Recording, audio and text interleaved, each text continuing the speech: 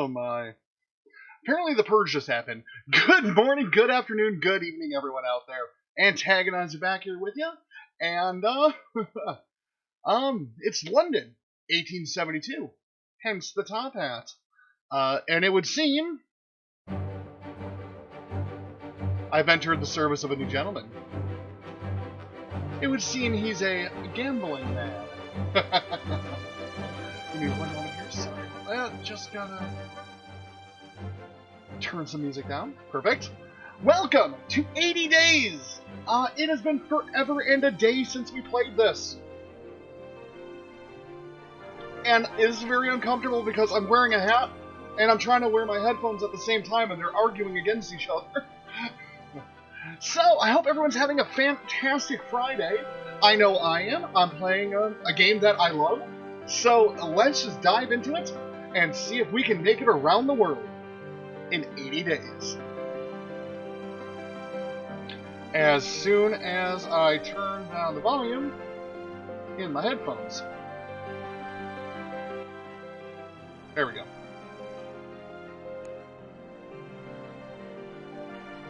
Great company, by the way. Get some great games.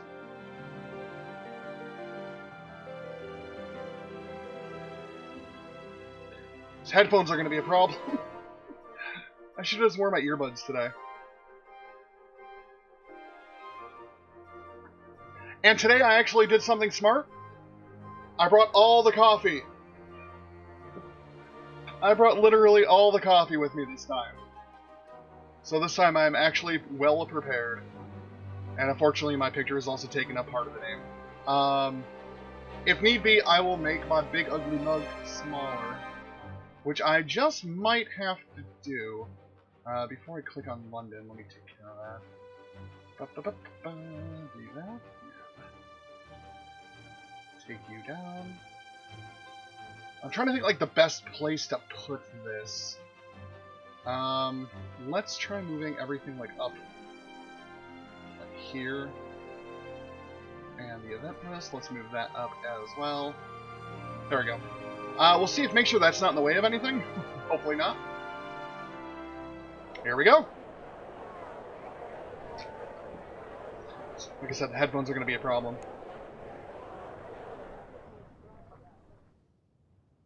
My master returned home from the Reform Club with a strange gleam in his eye.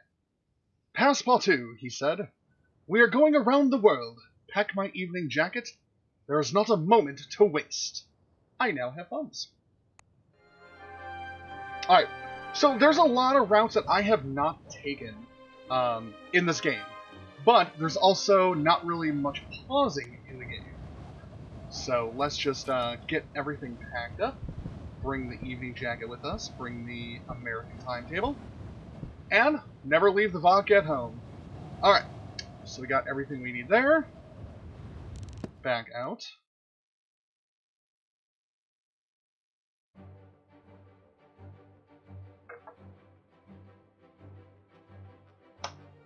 Alright, so we discovered a lot of routes around America. It's great. And we are going to depart. Ooh. I can't go to Snowdon. Which is I've never actually gone through Snowdon. This time let's go to Paris.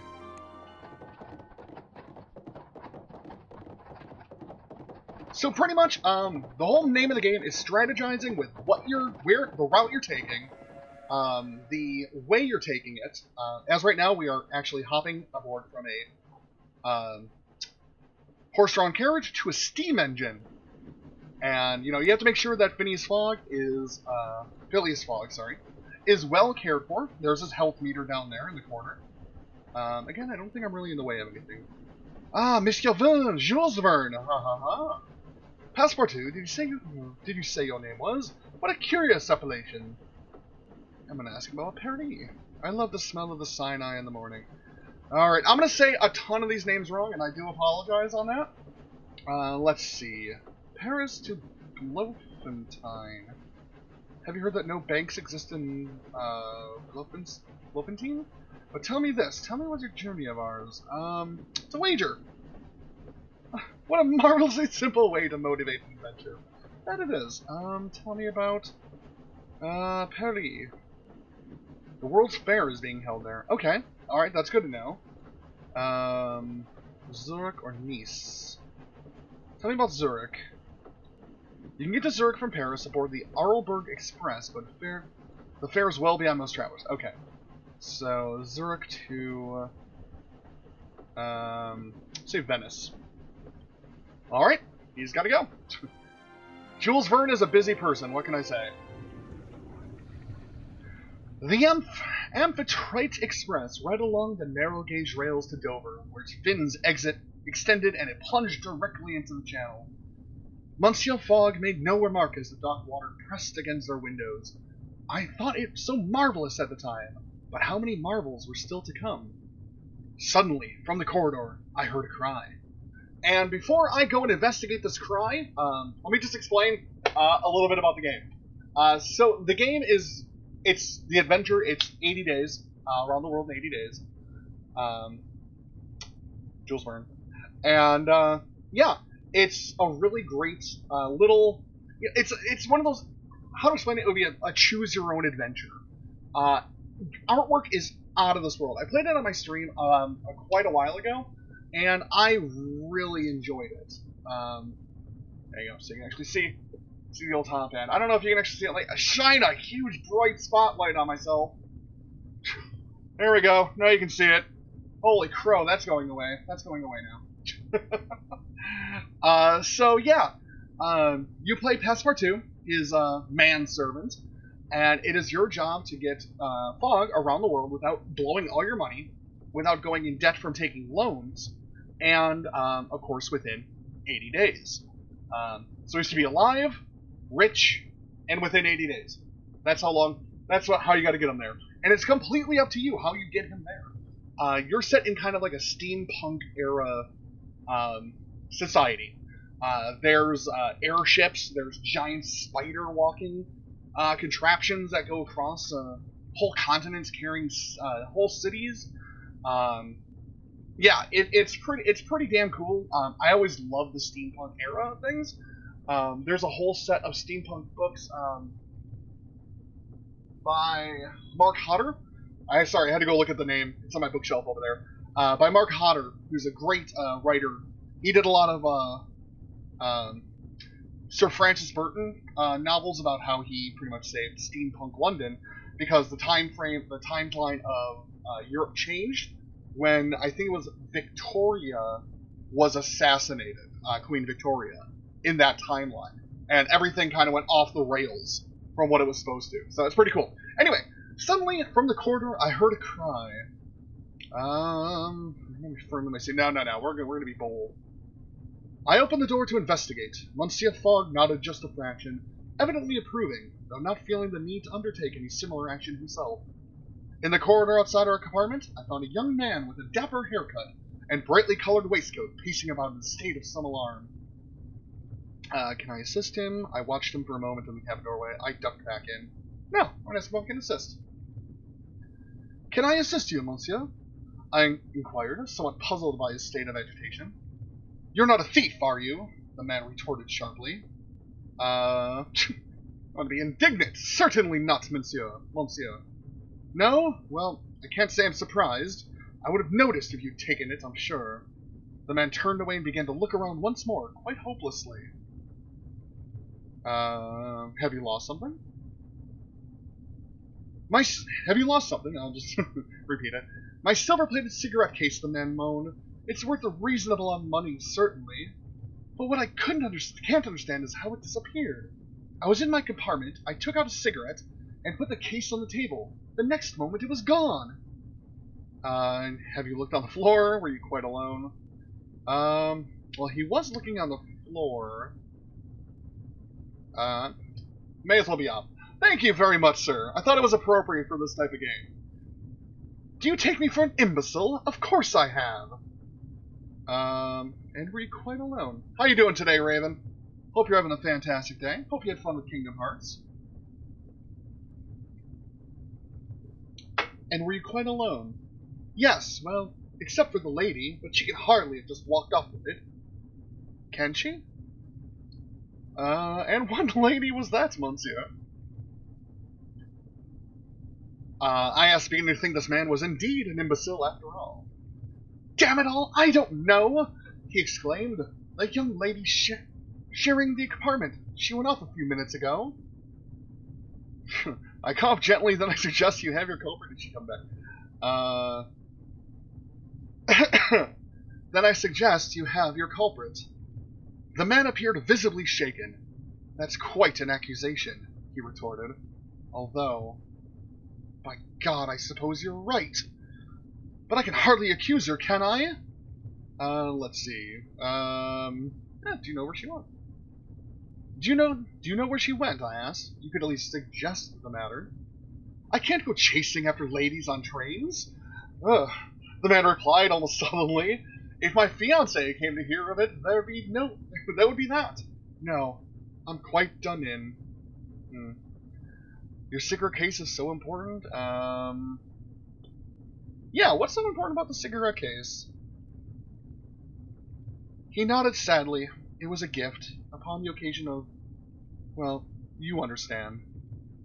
Bother. I really am in hot water. My words are not working right there. Whew. But I really am in hot water. Oh, no, I'm not going to be a dick this early into my day one of the investigation, to 80 days. Very well, I will look. The young man brightened a little. Would you? That would be awfully decent of you, although I'm not sure how you'd know her when you saw her, of course. He chewed his whiskers for a moment. Perhaps you'd be able to smell the guilt on her. They say that happens. Oh, I doubt it, but I'll try. I haunted the corridors. I looked in a few nearby compartments.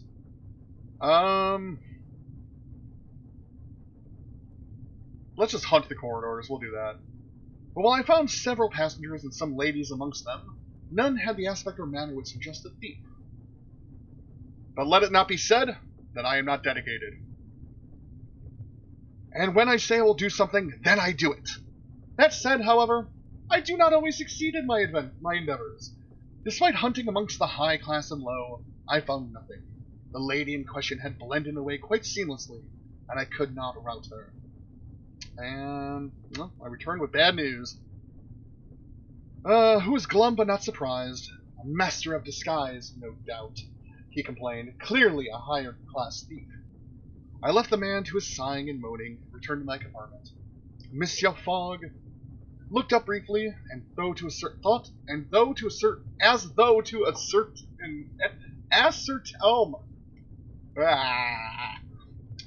ascertained that the status quo of Master Man had been restored, before disappearing into the folds of his paper once more. Alright, we are taking the Aqua train to Paris. As one does. We splashed up on the rails of Calais and closed the remaining miles to Paris-Gare du Nord. Quickly, I am butchering every foreign name in this game. Even London I got wrong. So no, I'm bad at pronunciation of names, and I don't know French. I know French hockey players, and that's about it. So I'll try my best. As we crossed the bustling concourse towards the exit, I noticed the young man from the train once more. He seemed no calmer than before, and most eager to speak when I caught his eye. Did you find your cigarette case, monsieur? Monsieur, sorry. The man shook his head, but then as I nodded and began to turn away, he caught my arm, voice dropping to a whisper. But wait a moment. I must tell someone. I did find something most odd. Odd? How? Odd indeed. And with that he reached inside his jacket and pulled out a most curious item. No less than a long-stemmed, jet black rose. What do you make of it? He whispered. Do I want to touch a black rose? You have an admirer. It was a fine specimen. May I? Certainly. The young man handed me the rose, and I turned it around in my hands. It was freshly cut, the petals a rich black with an inky luster. A most curious artifact. Suddenly, an aging porter guiding a luggage automation rounded on us. "So it's true," he blurted. "She is here." I whirled on him. "Who?" "Indeed, it is true," I replied on impulse. "You know what this flower is, monsieur, or..." This sounded like trouble, so I hurried away. I'm not going to be a wussy like that, come on. So, Raven, I actually did something smart today. I made the full pot and brought it with me.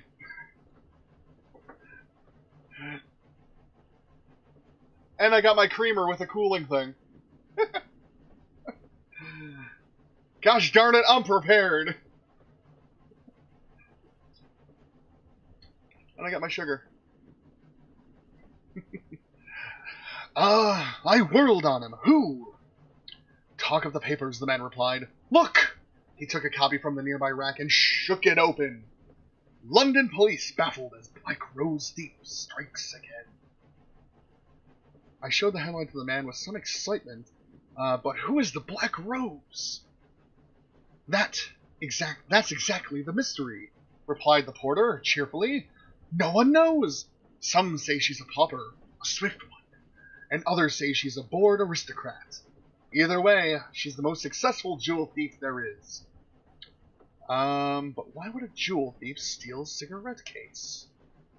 Yeah, that's a good question, Passepartout. The old man shrugged. I looked at my dejected young friend for answers, but he was reading the newspaper with gathering excitement. Are you saying I've been robbed by a celebrated person? That's wonderful news! Gertrude will be ecstatic! I made all the coffee and brought it with me this time instead of like relying on a single cup. And then I brought my creamer with a cooling rod. And the sugar, or the stevia. This time, I came prepared. And, in case I do get really thirsty, an Uptime energy drink. Just drink out of the pot. No, I don't want to damage the pot with like putting like creamer and stuff in it. It's a new coffee machine. At least give me a little while before I break it, right?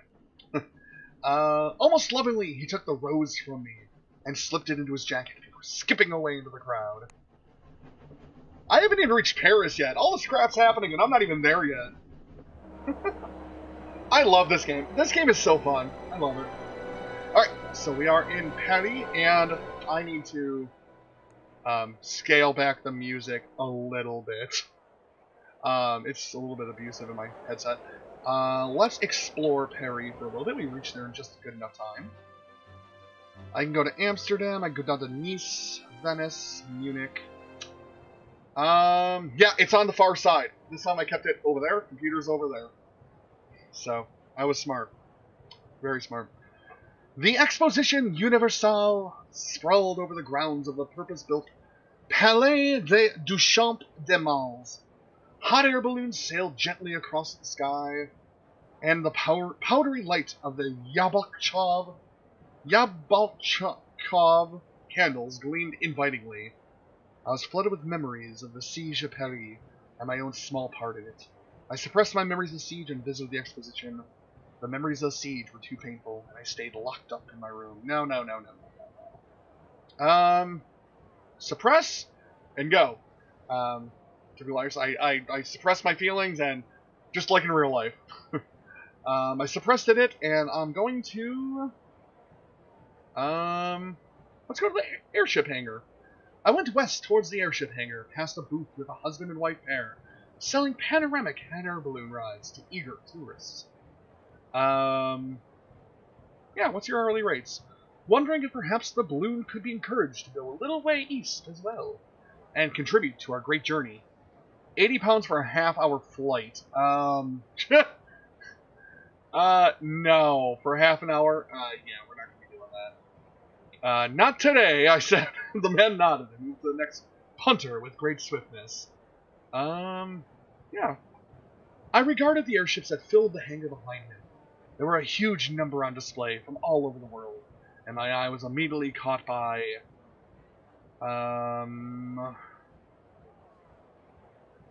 Twin-bladed Peruvian gyrocopter sounds nice. The gilded Egyptian Ifrit class airship. Ooh. Painted all over with stylish poppies and feathers, it resembled nothing more than a vast flying sarcophagus. Do people really fly in such things? I asked an exhibitor. Indeed, hundreds of them do, and every day. He replied with a booming laugh. They say the skies of Arabia are crisscrossed with the trails of Egyptian ships. Perhaps one day, soon, Monsieur Fogg and I would find ourselves flying in such a craft. I returned to the exposition center, my thoughts turning with clouds and engine rotors. Avenues sprawled in every direction between the inviting, illuminated pavilions of the exposition. Let's see. I headed towards the red and purple tents of the Artificers Guild.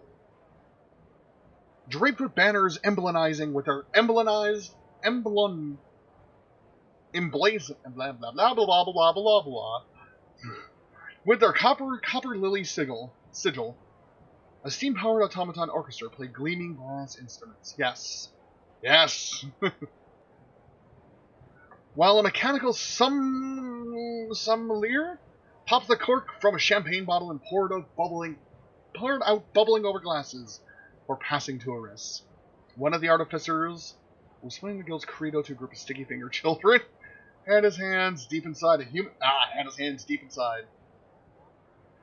Rummaging through its clockwork innards, he took out a piece of engraved glass and peered at it with a jeweler's loop. Dashed thing, he cursed in upper-class English tones and then looked up. Oh, hello. I didn't mean to interrupt, I said politely. Nonsense, young man! He waved the glass. There we go. Away. I'm trying to build an automaton that can cook, you see. But it's not going well. He looked mournfully. This one can't even fry a chip. Surely humans are perfectly capable of cooking. How long have you been trying? It's been a dream of mine ever since I was a young lad at boarding school. It's why I became an artificer. The wistful tone dropped into horror. The things old Miss Parsons could do to cabbage, the tender stomachs of Britain's youth, were much safer in mechanical hands. Perhaps they should simply hire French cooks. Passepartout is very nationalistic. He loves France, and he will let you know in every place you go in this game that, yeah, you can just get, the French people are better at things. The French are better. Do you cook yourself? Not a jot! And then stroked his mustache. I don't have much of a mustache right now, so this isn't much stroking I can do. Do you suppose that's the fly in the ointment? He thumped me on the back. Good thought, old chap. Perhaps I'll go and find myself a cook to model my automaton upon. The artificer smiled. I wished him well in his culinary endeavors. He was at least in the right city to find a cook. And returned to the center of the exposition, ears ringing with the bombastic tunes of the steam orchestra. Crowds of tourists jostled and heaved past, their eyes wide with wonders. Let's go down the Avenue of Nations. I took a stroll down the Avenue of Nations, lined with buildings and styles of the nations of the world, and manned by the foreign delegates in national dress. The newly formed German Empire, alright. A most eclectic sight. The Austro-Hungarian delegation was being harangued by an artificer of the Zulu. Ooh. The Zulu Federation had built a replica village and brought a delegation of 400 diplomats and warriors, which made for a busy, impressive stand. Above the display was a fine pharaoh type of the great emperor Setsueao in his palace in Urundi. A little wooden ominate, one of the young hippie warriors dropped his fierce look and winked brightly at a passing child, who erupted in shy giggles. One of his fellow soldiers caught me looking.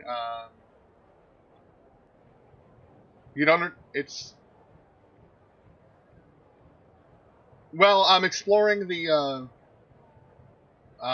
World Fair. It's in Paris in this day and age. So you missed my explanation of the game. This is around the world in 80 days, Jules Verne. You take the role of Passepartout, and you have to take Phileas Fogg here around the world in 80 days, which is up here. That's your day counter. And you have to do it without, 1, killing him, 2, going broke, and within 80 days. But it's also a visual novel in a way. It's set in kind of like a steampunk era world, and yeah, there's all kinds of things going on, and Passepartout is, like, he's been places, but you're also learning the world along with him. Which is actually, it's a really cool concept because it also teaches people about areas of the world. With a slight steampunk twist to it. That's about as, and I mean, you gotta strategize what you're carrying with you, how much you spend, and all that kind of fun stuff. So, I'll just continue on here. You've made a powerful friend, I remarked to the child, who seemed startled to receive this news and ran off into the crowd. Let's see. I turned away hurriedly. My feet were tiring, and the hour was growing late. I returned to Monsieur Fogg, who was eating a meal of plain boiled beef à l'anglaise. Did you enjoy the exposition? My master inquired diffidently, as though I had been out visiting an aged great aunt, as preferred a hearty meal to an English newspaper. Yeah. To all the wonders of the modern world had to offer, nothing was possibly. We were lucky to live in such an age of invention. Yeah. We are unspeakably lucky to live in such an age of invention, I declared. It will certainly make it easier to win my wager, Monsieur Fogg replied mildly. Wager? Indeed. I've staked a large sum that will circumnavigate the globe in 80 days or less. Remarkable! Alright. The clock is ticking. Let's see what's at the market here. While we can, let's just load up everything that they have, because we will need it. I don't need the American timetable anymore, so we'll move that over there. Grab everything there. So,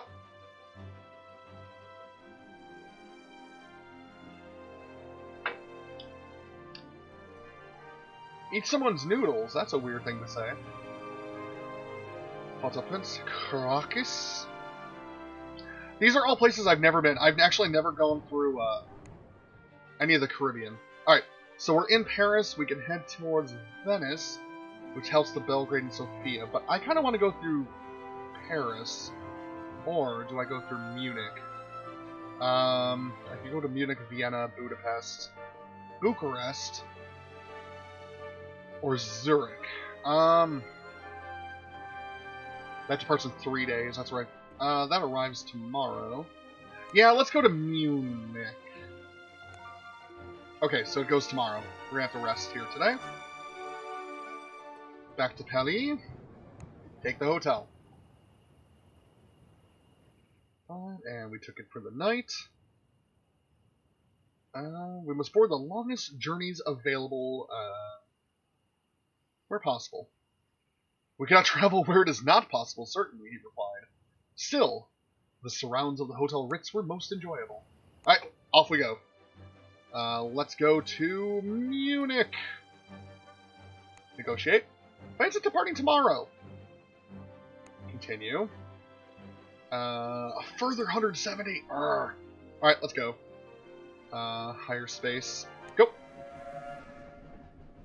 On our way to Munich. We boarded the Orient Express at 18:25 from Gare de Paris Est. The train was very beautiful. The train was extremely fast. It was very beautiful. The jewel of both the European design and European diplomacy, with the Compagnie Internationale des Wagons Lisses. Wow. That, if you're from France, I am so sorry. Having persuaded several envious empires to be linked together by the train line. It was uniquely placed to sweep us across Europe. It was one of the many modern developments that had led to Monsieur Fogg's wager. Of course, it was so with no coincidence that we should be aboard. At long last a whistle blew, and we began our journey east. I'm a quite flamboyant type. That I am. Let's converse. Let's see who we can talk to. Greetings, monsieur. I am the guard of the train. I'll ask about Munich. Munich to... Yeah, Munich to Prague. I doubt it. Have I been to Bordeaux? Indeed. Tell me more about Munich. What can you tell me? Munich to... Dubrovnik? Some buyer's paper. Oil paints. Good. I just picked up some of those. Money management is a big thing in this game. Which you really got to pay attention to. Munich to Belgrade? Okay. I learned a new route that I already knew. That's fun. I learned a new route that I already knew. My master wished to be undisturbed, so as we left Paris. I borrowed a farmer door. I borrowed the door. And we settled down to rest. We arrived in Munich a few hours later. I am zestfully clean. Over to Munich. Alright, so it's nighttime, that's fine. I'd like to get to Prague if possible. I don't like taking the normal way. Like, I know the route that will get me all the way across the world in, I think, 40 days. I don't want to do that. That's cheap, because I already know it. I like taking routes I don't know. It's fun. It's the adventure of it all. The Franco-Prussian War concluded but a year previously. Thus, I was at a disadvantage during our short time in Munich. The concierge of our hotel was most suspicious when I approached the desk. I did not care for politics. Come on. There we go. What was the anonymity of nations to me? So, in order to avoid any untowardliness, I affected a Viennese accent. Viennese, Wien, from Vienna, for the duration of our stay. Monsieur Fogg inquired if I developed a head cold, but otherwise refrained from comment, as I rolled several consonants in the back of my throat as practice. Let's do some exploration. See if we can pick up a route to Prague. No, but we got to Berlin. A place of industry, then. There was a little daylight in Munich. The sky was so shrouded in steam and oil fumes from the tractors of hydraulic excavators in the streets. A place of industry, then, whose citizens wore dark cloaks to protect their finery from the soot. I brushed a few specks of dirt from my collar, absent-mindedly, far more intrigued by the gleaming machines remaking the city skyline. Rumor had it that this work is the doing of the Bavarian king. I love his cream. I meant to say something along the lines of I like Bavarian cream donuts, but I think I just... Never mind. Let's, Can we continue rolling the film? Thanks. Okay, rumor who has become obsessed with steam power, but the spectacle is more interesting to me than the patronage. Yeah. What does it matter who makes the machines when the machines themselves are so wondrous? Must we look for the creator's hand behind every gleaming marvel? I shared the thought with Monsieur Fogg, who raised an eyebrow. All machines eventually go wrong, and then it is imperative that we know how to fix them. I felt altogether chastened. I do sometimes wonder if my master truly appreciates my skills. My character is now courageous. Alright, so they are interested in oil paints. It's valuable in Prague, Rome, and Dublin. I thought they wanted it here. You're worth a lot in Vienna. You're worth nothing. You're worth nothing. I already know all that. Let's get the shipping routes. Put that down there. Accordion. You're available in Copenhagen, Zurich, and Prague. You're 95 cents, or $95 pounds. There we go. Driving cap. I don't have the room, so we're just gonna skip that. And I picked up a whole bunch of routes there. Back to the market. Now that I know all the routes, we'll just give you that back. I'll take that. Thank you. Thank you for doing business. Let's depart. Berlin, Venice, Vienna. Yeah. Let's just go right to Vienna. We're taking a little roto car. I love it. I want to ride in one of those. For inexplicable reasons, there was no way to reboard the Orient Express at Munich. Something strange to do with custom laws, though. I understand it. It was actual retribution for unpaid fees. It seems the Express charged countries for the privilege of being connected, rather than the other way around. We ended up cramming ourselves into a steam-powered car instead, chuffing along. Alright, let's chuff. I love chuffing. Let's converse. Our driver is pretty dapper. I like him. Okay, we already know that Vienna connects to Bucharest. What about Istanbul? Who cares? You can obtain handheld mirrors in Istanbul, extremely valuable in Beirut. Good to know. Istanbul to Sofia. Sounds unlikely, okay. Istanbul to Athens? Ah. Alright. So looks like we're kinda on rails until we can get anything connecting. It was a pleasant enough ride, and our driver, one Mikhail Hertz, regaled us with stories of his time on the Indian subcontinent. It seems that he had been employed to haul palanquins along the Grand Trunk Road connecting Kabul and Agra, before Agra wandered away. He finished cryptically. His whole tale seemed... I demanded to know what he meant, but he merely grinned mysteriously and said, "Ah, the tales I could tell." As we arrived, the driver put out his hand to shake. "I'll be driving on to Budapest soon if you want." We may take you up on Budapest. But we also just learned Kabul to Agra. That's a very far way to drive. Alright. Everything is closed right now, so let's sleep so we can visit the market in the morning. We found a room in the newly opened Hotel Imperial in a suite built for Duke Philip of Württemberg's maidservant. I don't even know how to pronounce that letter. I seen it in formulas and stuff. I'm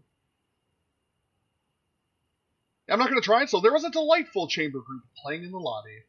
So once Monsieur Fogg was seen to, I took myself downstairs, settled down with a cognac, and enjoyed the gentle music. After an hour or so, the group of men in fine dress came in and began making an unconscionable noise at the bar. Ooh, do I want to start a fight? No, not tonight. City may possess by the most beautiful melodies in the world, but there are Philistines here as everywhere else. Alright, we are in Vienna. I just gotta wait for the markets to open at 7 a.m. Come on. 58, 49, 50.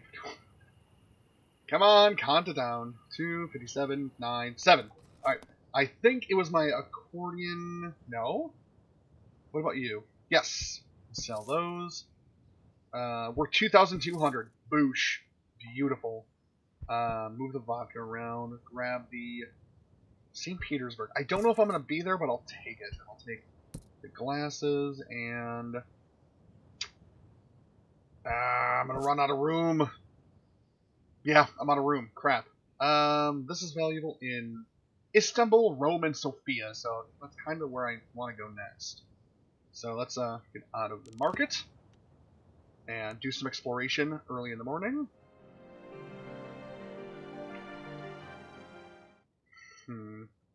I went out to explore the city, and though I saw the presence of the army everywhere, I did not see a single flesh and blood soldier. My dear friends, the rumors are quite real. The Austro-Hungarian Empire's might is built upon the armies of mechanical men. I'm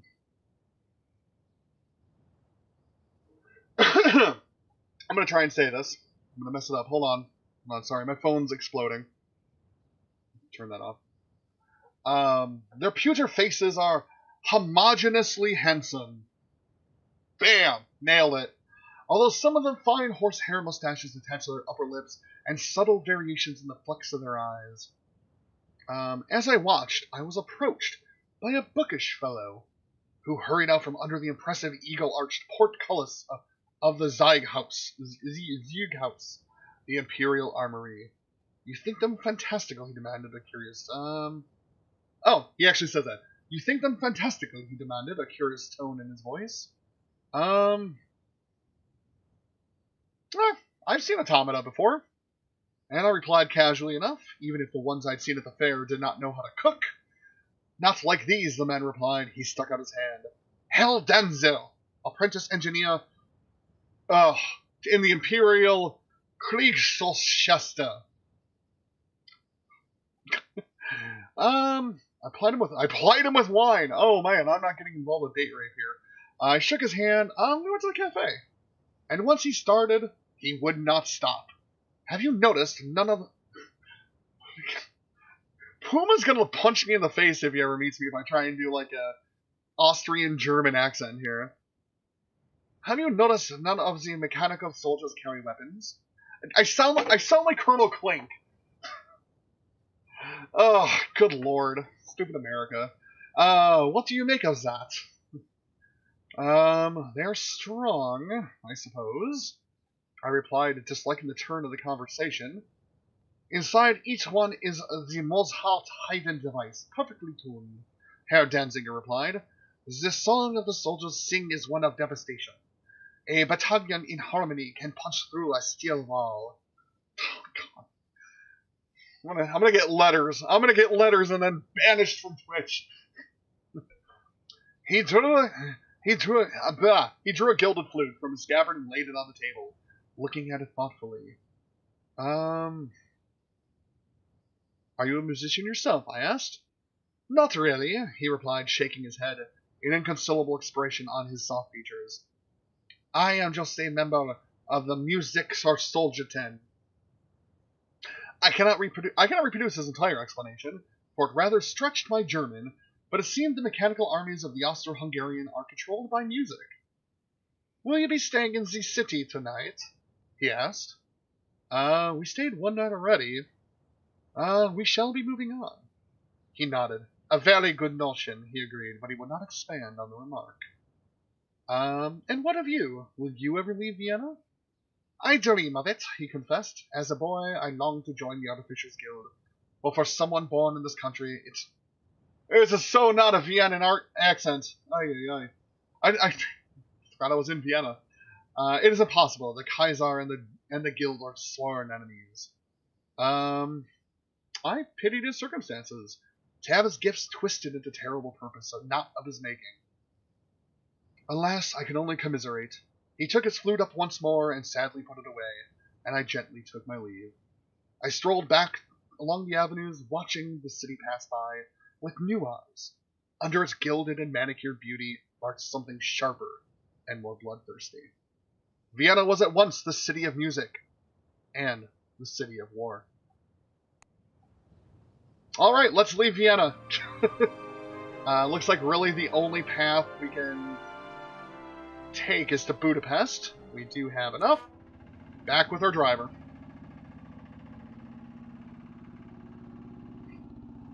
With a private car.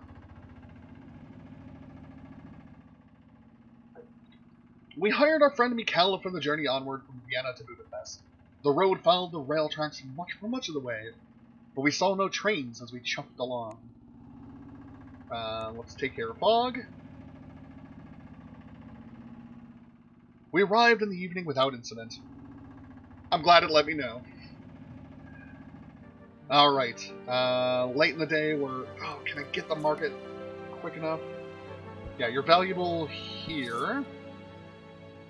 Near St. Pete. What else we got here? I'll take the scented candle. I already have a bottle of vodka.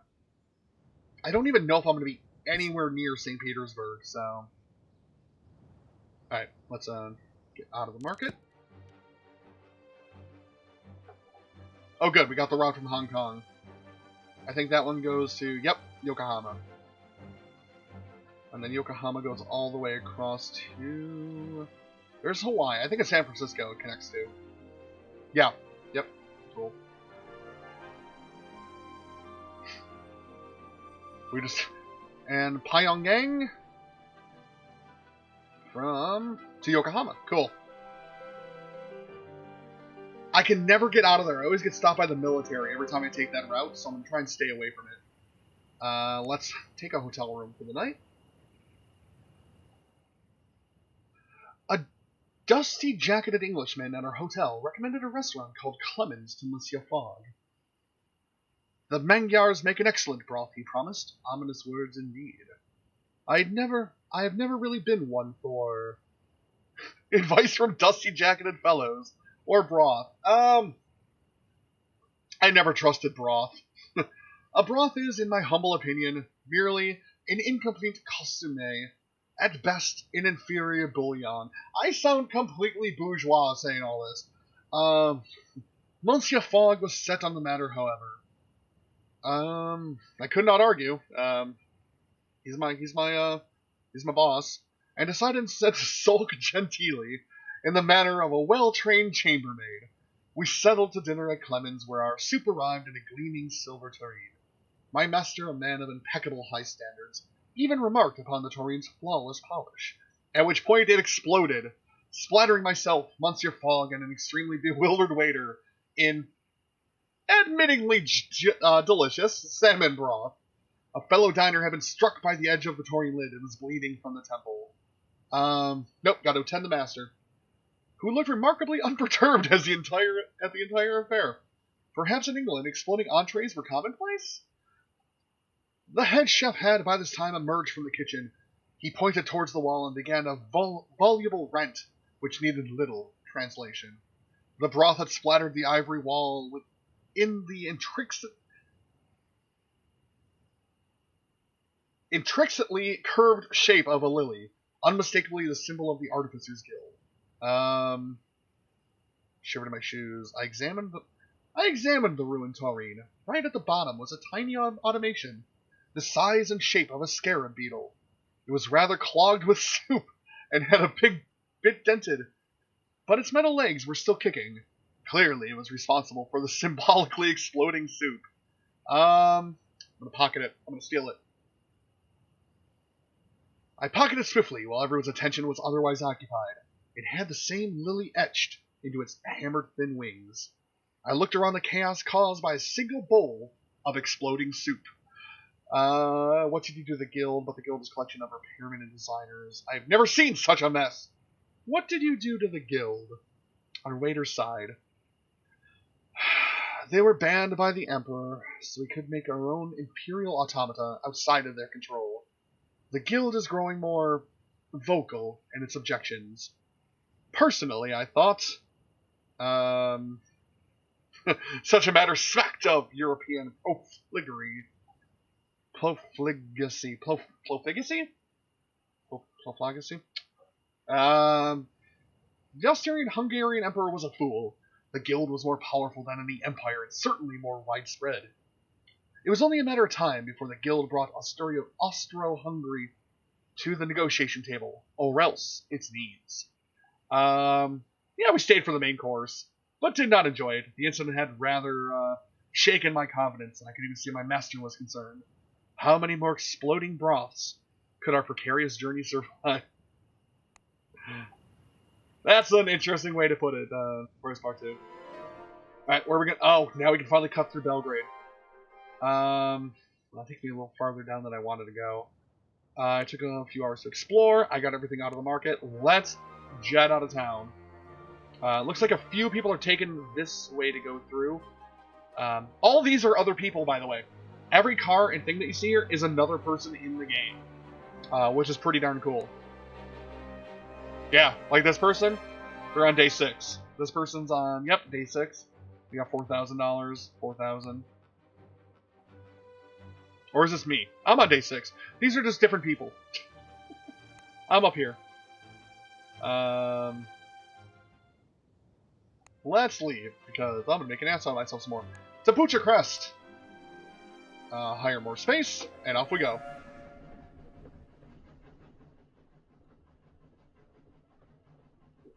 I'm going to take a moment to make some more coffee. Hold on. Thankfully, I have everything right here.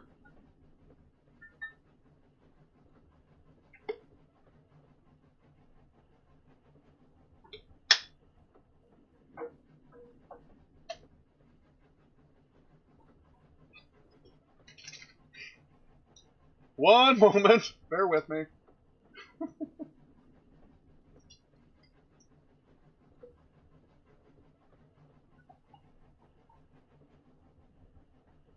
Oh, yeah. Still hot coffee. Mm-hmm.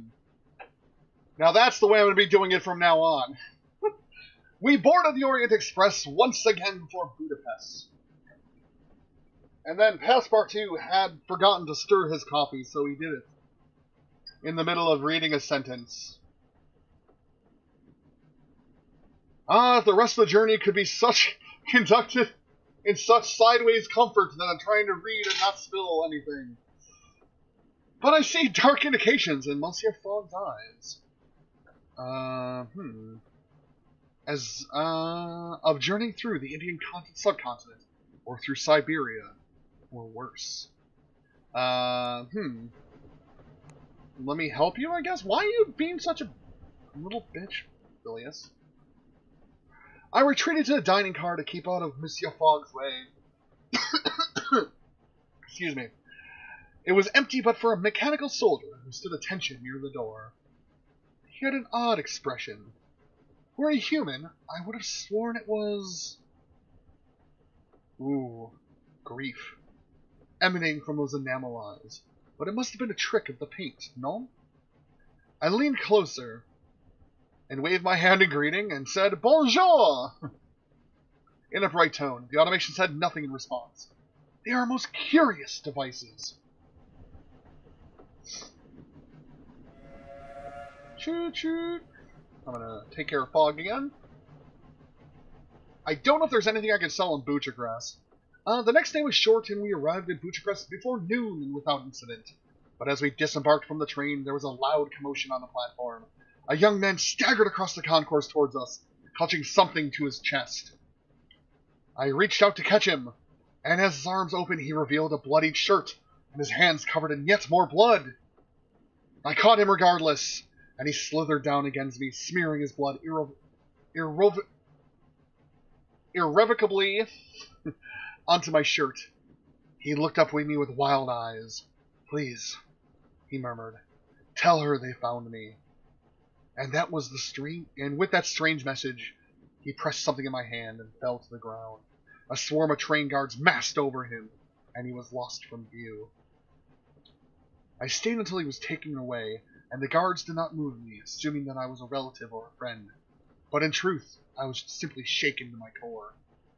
Only once I was outside the station did I open my palm to see what the man had given me.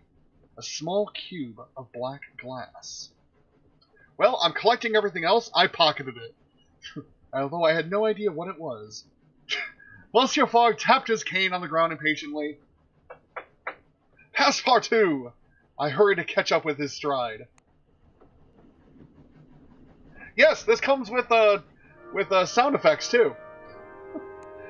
Let's check out the market, see what we can sell. Get rid of that. That is a mysterious cube of black glass taking up room in my inventory. Fantastic. I doubt I'm going to get to St. Petersburg. Accordion, Beirut, Tehran, Moscow, Tesarin. Let's see European timetables. You're valuable here. We'll sell you.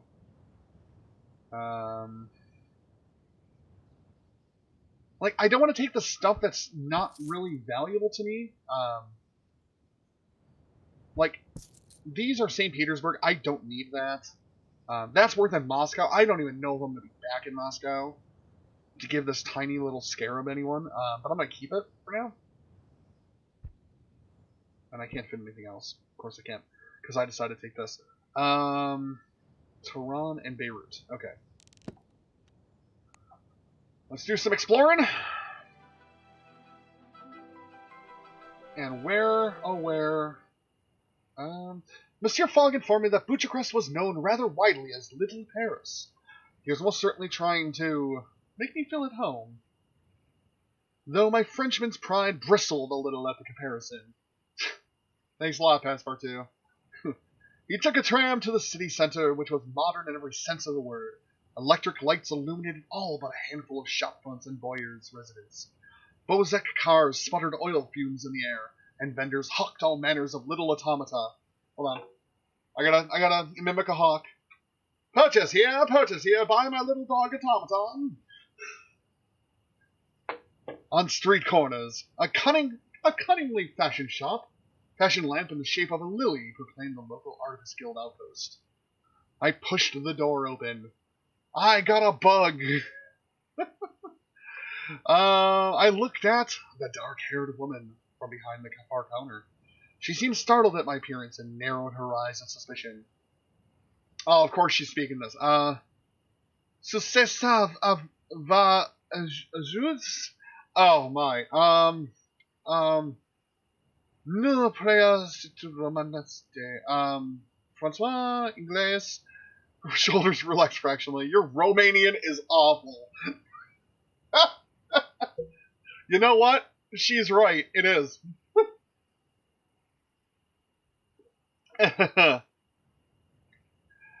I bowed and introduced myself. She gave me her name only as Steinberg, omitting her proper title, which placed me in a rather awkward position. Mademoiselle or Madame? I'm French. We're going with Mademoiselle. Just Steinberg, she corrected sternly. Now, what do you want here? The pleasure of your company. So this is the Artificers Guild, I answered somewhat unimpressed. The guild is not very popular at the moment, she allowed, shrugging. Independence is in the current fashion. The guild is too Ottoman for our new prince. Also, she gave me a frank challenge. The guild openly hires Jews. A Jew can also be a Romanian citizen. The guild follows... I don't know what the good answer there is. I have no problem with the hiring of Jews, to be honest with you. I show her the scarab. Been used to attack us in Budapest. Perhaps the guild can make enemies in other ways, I suggested. That saw a hint of a smile play across her lips. That is merely trifle, she said. It is not a weapon, it is a tweak on the nose. And she demonstrated on my own dear nose. I returned the gesture. And she laughed out loud. You French! Just everyone is slightly racist in this game. It's weird. She exclaimed, "You are too frivolous. Did you learn nothing from your war with the Prussians?" I browsed the guild wares for a good half hour, but found little value or interest beyond a single dusty medallion. I want to ask her about it. I'm not going to steal it from her. She stared at me blankly. You don't recognize the Artificer's medallion. Where have you been living? Nodded. I am one smarmy manservant here. I've been in London, though only for mere days before my master undertook this journey of ours. I explained our trip of what I knew of it. So you're traveling. I envy you that. We're going around the world, I replied. As fast as possible, too. That is the only good thing. She nodded, then pointed to something in the back of a dusty shelf. There. That bag. Take it. What does it contain? On the side of the bag was inked a tall, column-like flame.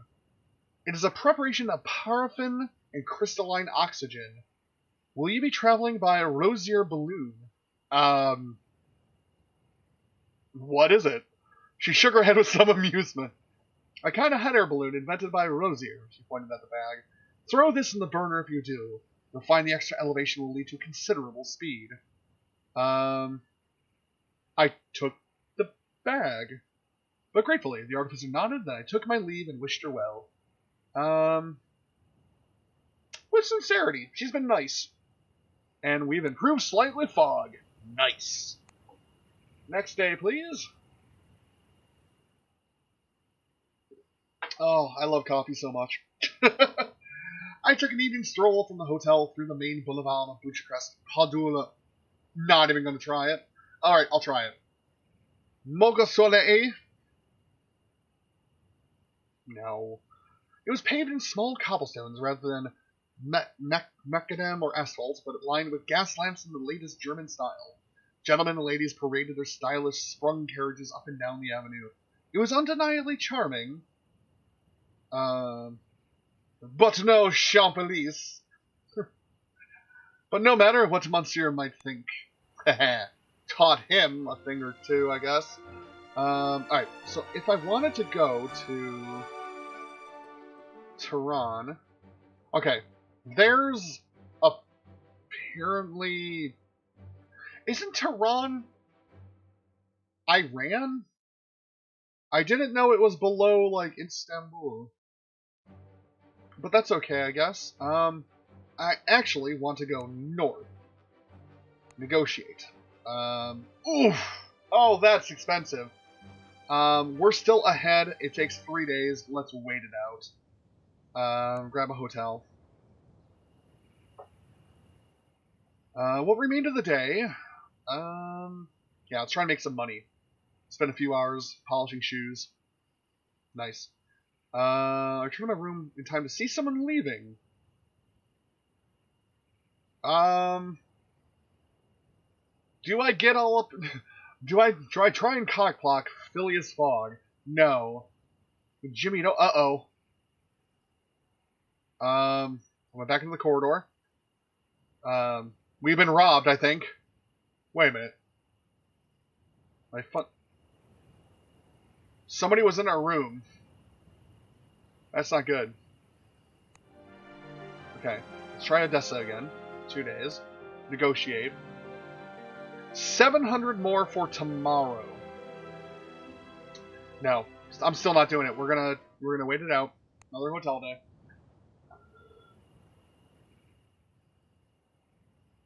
As night fell, I ran a few errands. Make some more money. By a fair amount. Earning 93 pounds in fees. And I think today is the day. I do not want to go to Istanbul. Negotiate. Was it one more day? One more day, apparently. Urgh. I hate losing all this time. But that's the way I want to go.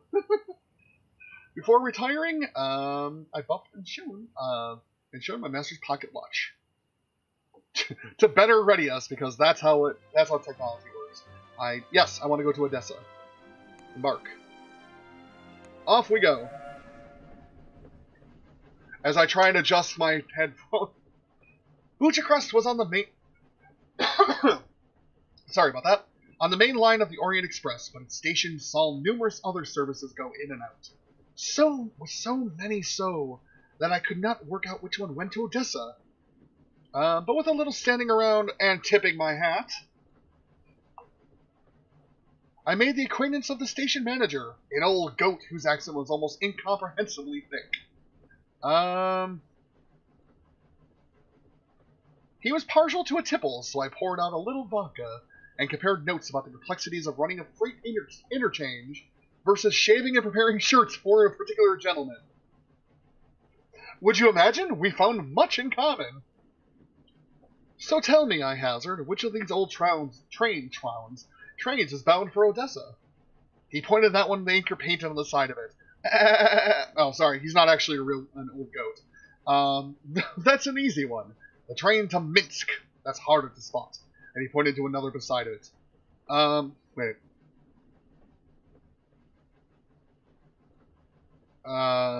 So if I wanted to go to Minsk, it would be the Steel Fish. No, I want to go to the... Thankfully, it turned out to be Odessa. Okay. So he wasn't a complete waste of my time. I could have ended up going to Minsk, which is up here, which I'd have to cut through... Oh, sure, then I could have gone to St. Petersburg and spent my money. Gosh darn attack.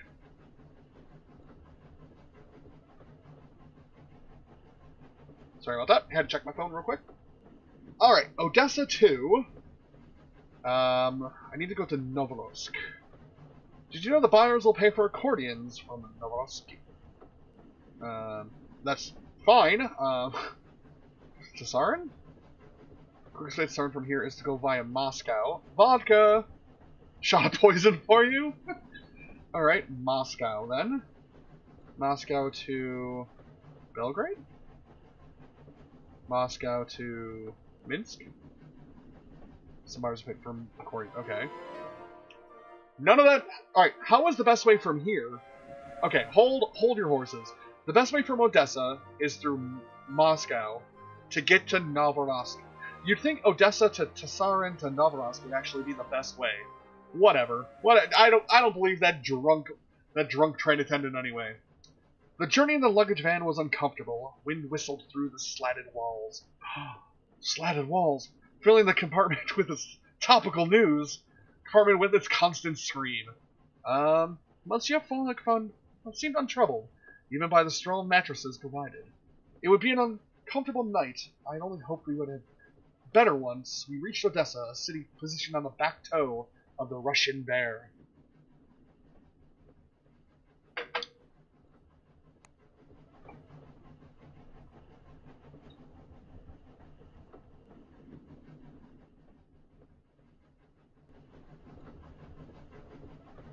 We woke to find that we'd still not arrived. Low hills rolled past and the trees outside the window changed to thick pine, clambering up and down over rocky slopes for which the train blasted straight through. We passed a border post marking the edge of Russian land, but we still rolled on. Welcome to Russia, friends! I like how the subtle music changed. Alright, so we connected down. Alright, so we have a connection to Istanbul. That is not what I wanted. We arrived in Odessa in the company of a cold spell, and shivered our way through the wide streets. The city could almost be Mediterranean, if it were not for the signs of Russian dominance. On every painted sign and flapping flag, we explored a little, climbing to the top of an enormous staircase, on which we found several locals sitting and talking and sipping from shared carafes of clear liquid that I do not believe was water. The mood was pensive. We approached the group of drinkers. We are visitors, I said, by way of greeting. I want to go up to a group of people at a table at a restaurant and be like, hello, we are visitors!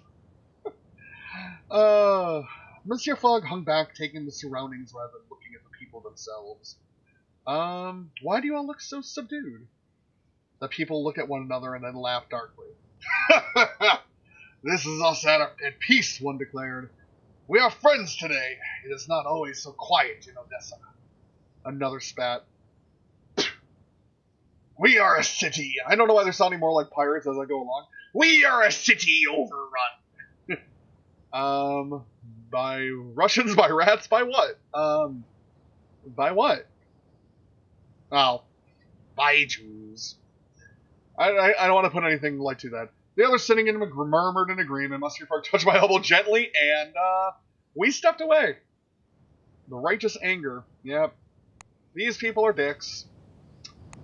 I'd like to leave Odessa now, please. Accordion. Yeah, just take your accordion then. Damn, I think I need to go to Moscow. That's scare of money. I'm gonna take that for cold climate. I'm gonna take that with me. Valuable in Izmar. Frequent flyer set. Heavy storms. You know what? Let's grab that. I can't put that crap. Alright, just keep buying everything then. Just buy it. Since we're already up to 3 bags, take them all. Clean them out. Plan. We're going to Moscow. 700. It departs tomorrow. I'm just gonna wait. Why would I bother?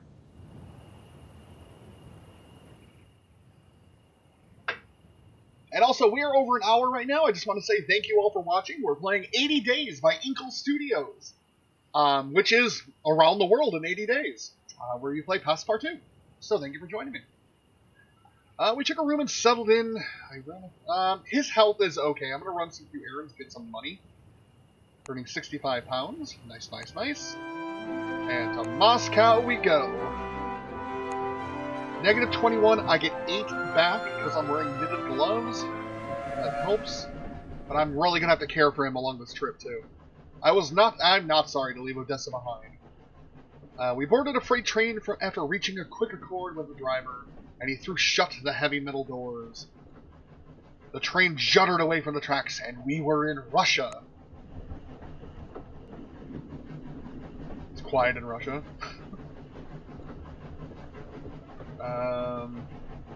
I'll converse. Hello. Let me see if I can get a good Russia accent. Can I help you? Can I help you? I am guard of this train. From the Kremlin to St. Basil's in onion domes. Some people say Moscow is connected to communist by... Oh man, Russians are gonna kill me. I'm not even gonna try it anymore.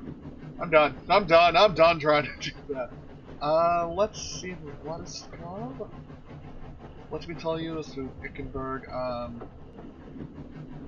to, Beijing? Beijing to the Pengsu Pass? Damn. Alright, what new routes did I get?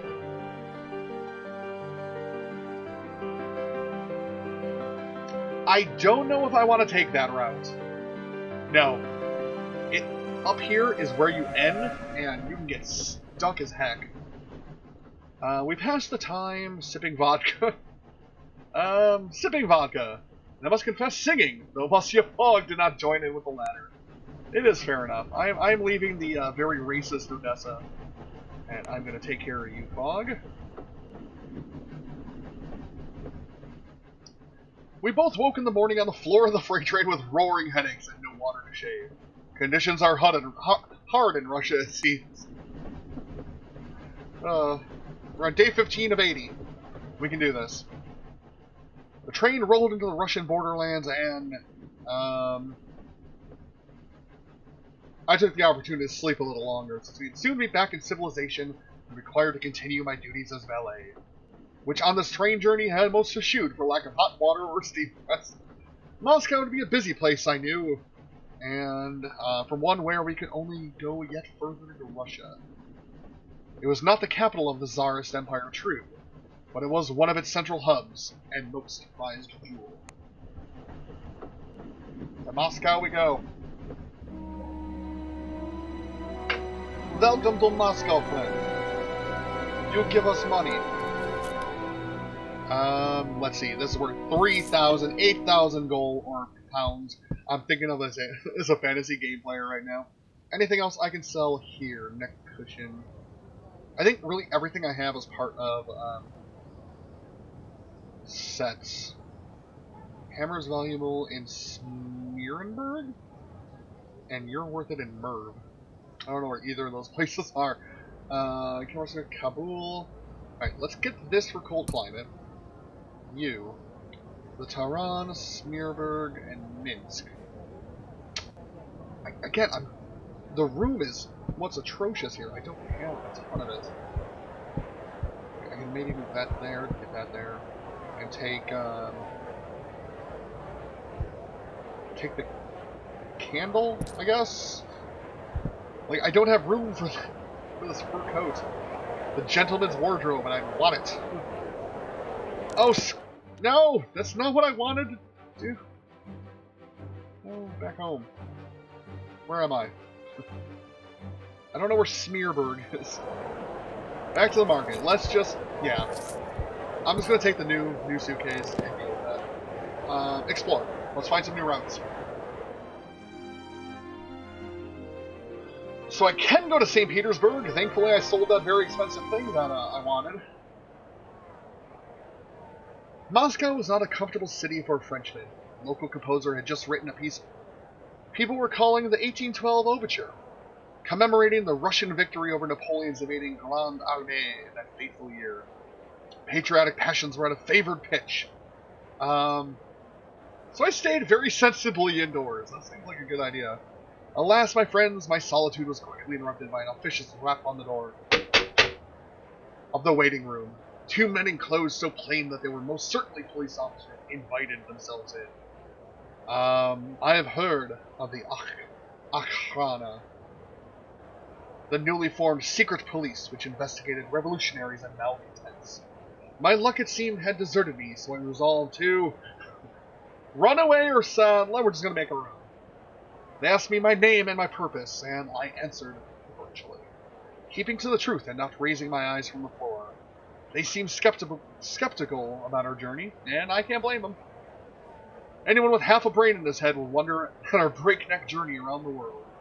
At length they nodded, one removed a curious monocle and placed it in his pocket. It seems you are truthful. Crazy, but truthful. Why you travel to Russia, we do not understand. Perhaps you're heading for Veriskov? Perhaps you have some advice for us? Perhaps we do, the policeman agreed. Vladimskov is close to all about the military personnel. If you're thinking of... God. I sound like Chekhov. The new one, where he wasn't exactly Russian in real life. If you think going that way, choose again. It's full of nuclear lessons. It's Victor, Victor. They proceeded to rummage through our cases, tossing our possessions in all directions, but evidently finding nothing of real interest. Do not stay in Moscow too long. Russian air does not suit Frenchmen. Das Vidania, comrade. I took their warning to heart and quickly looked forward to departing the Tsarist capital. We've improved and we are zestful again. I think we've already been zestful 3 times now. Let's plan our next leg. Why are we so zoomed out? No. So, I don't think I saw where Smearberg was, to be honest with you. So, let's head down this way, yeah. 2 days. Yeah, that one we're doing. Tomorrow at 8 a.m. Back to Moscow. Let's grab a hotel room. With the last lights of the evening, yeah, I'm gonna tend him. Get his health back up. He's in his 80s and anything like that. And let's depart. Can we get a further view here? R2, St. Petersburg. Sorry, that's where I want to go. Embark. Need another, Yes, I'm actually gonna gain health from this trip.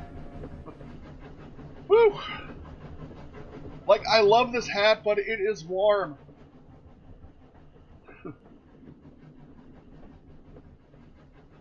And I can't even put these on.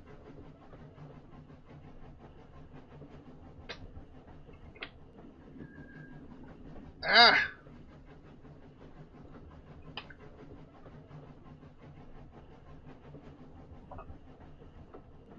Everything's in 3D! Ah, it's red and blue!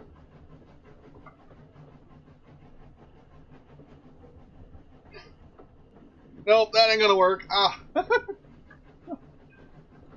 I've had too much coffee, I've gone insane. We took a freight train to Tsarin, though the lane was nominally a spur of the majestic Trans-Siberian... There we go. Not like the orchestra. The track was much older construction and... turning the fan on. That's what it's doing, it's turning the fan on. Not designed for passengers. It was quite an imposition for Monsieur Fogg, which in fact, I attempted to temper. With a and care on our journey, I'm not even going to attempt right now. Though there was little that could be done to shield Monsieur Fogg from the rickety swaying carriage and whistling drought. Alright, take care of him a little bit more.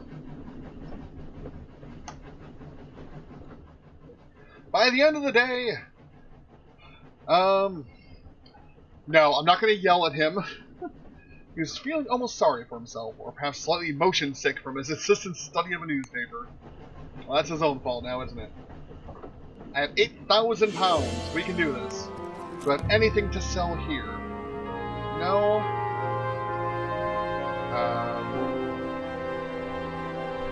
Fur coat.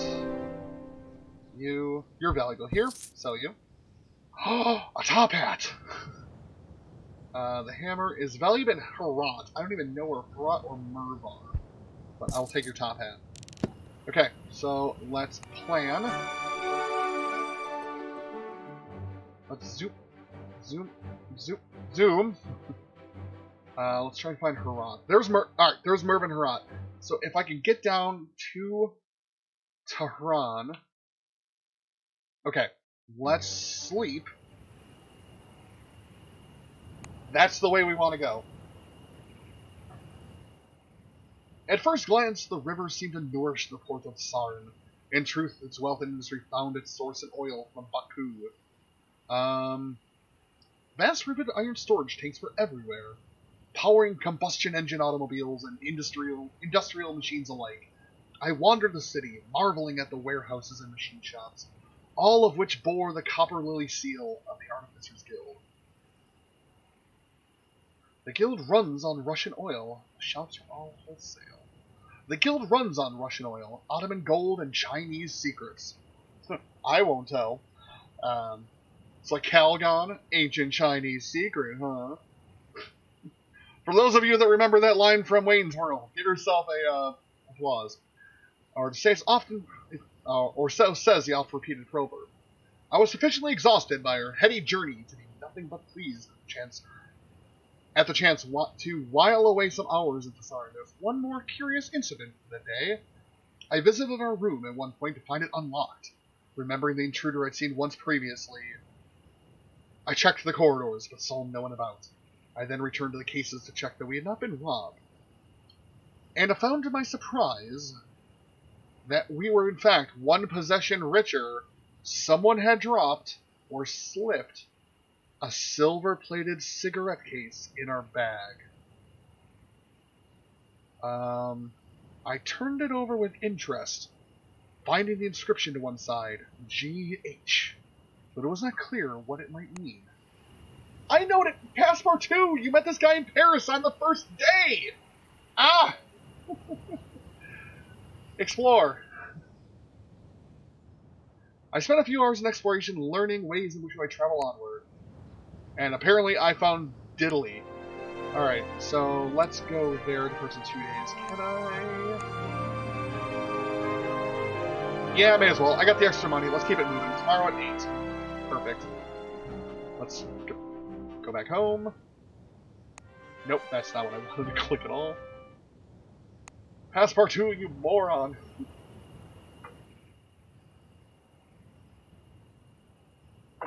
As night fell, I'm going to help the kitchen staff. 83 pounds. Nice. Alright, off we go. And get another cart. Beautiful. Get it moving. Get it moving, little doggy.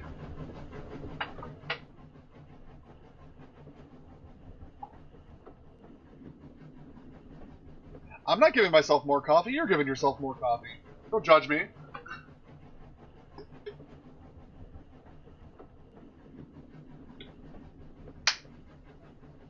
I hear you raving out there judging me. Don't you judge me. Don't look at me. Don't look at me.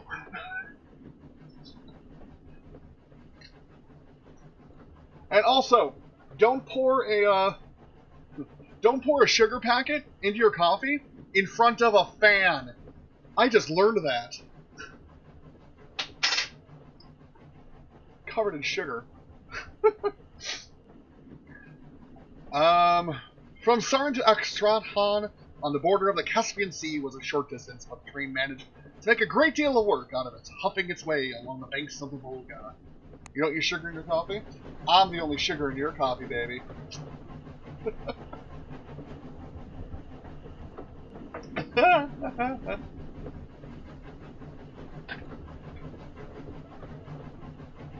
I've gone crazy. They call him Crazy Ant. Well, let's speed up that journey a little bit. There we go. I was getting itchy feet from our sluggish speed. Asked the bartender about the journeys. The hydrofoil to Tehran is a good fun, although its crossing is so rough you'd better be prepared. Alright, that's where we're going. Yes, yes, yes, and yes. Right through Baku to Tehran. That's where I need to go. I think. Let's go to the market, see if there's anything to pick up and or sell here. I need to get to Herat and Merv. Herat and Merv. Knitted gloves, scented candle, gentleman's suit. I don't know where Benares is, but it's worth a lot of money there. Oil paints and Quetta. I have a traveling cloak. I think I might be out of the cold weather area. I don't think I actually am just yet. I'm going to take that, though, and I'm going to take the railway cap. Because I want to look fancy. Okay. Let's plan our next leg of the trip. Baku. Krasnov. Now, if Baku connects to Krasnov, which could connect to... I want a free flow, please. Thank you. Which connect to Merv and down to Herat, that would be okay. Or, if there's a way from Tehran to Herat to Merv and to Kabul, that's even better. So let's actually try down to Tehran. Yeah, that's what we want. It starts in 2 days.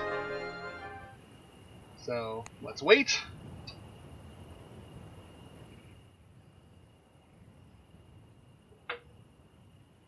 The city of Astrakhan sits on the tiptoe of a Russian bear, where the Volga River empties into the Caspian Sea. I went to investigate the river, wondering a transport across the water might be found. But took one step too far and sank down to my knees in thick black river mud. I toppled over to my back, not from clumsiness, but reasoning that by spreading my body weight, I would reduce the depth to which I might sink. And so there I lay, like a water boatman on the surface of a pond, covered in thick mud. I considered my options before acting. I was floating. If I didn't move, I would not sink further.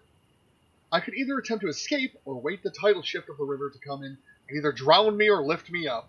I chose to move, writhing like a snake backwards towards dry land. Escape! But I left my jacket ruined, blackened with more mud down my trousers and legs.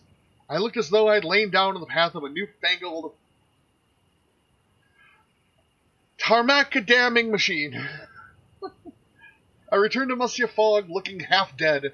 His expression, I believe, flickered a moment, but he said not a word. Not then, and not even when Astrakhan was far behind us, deteriorated slightly. Boo. Let's explore a little bit more.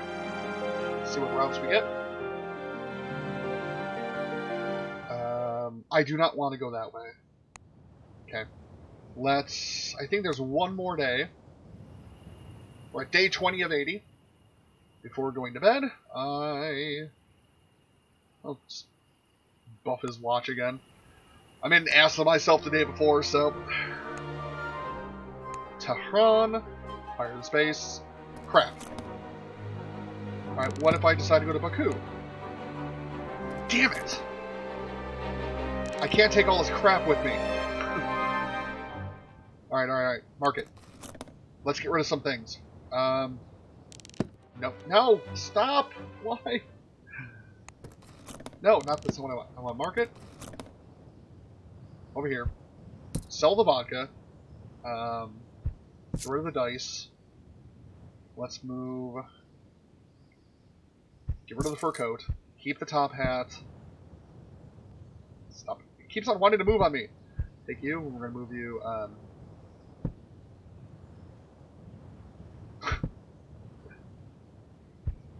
Move that way. Okay. And take you, move you that way. Take you, put you there. Fuck it. Get rid of that too. Railway cap. Okay, we'll do it this way. Railway cap, move it there. Okay, good. Alright, we're good. Let's go. Get out of here. I missed it, didn't I? No, I want to go to Tehran. In 4 days, I missed the freaking thing. No! Negotiate. What can I do? 2 days for... Oh. Because I was dicking around. Oh, fudge me. Come on. Negotiate. 2 days. Ah. Flippin', flippered, flobbin', floobin'. 4 days. Okay. 1. Ah.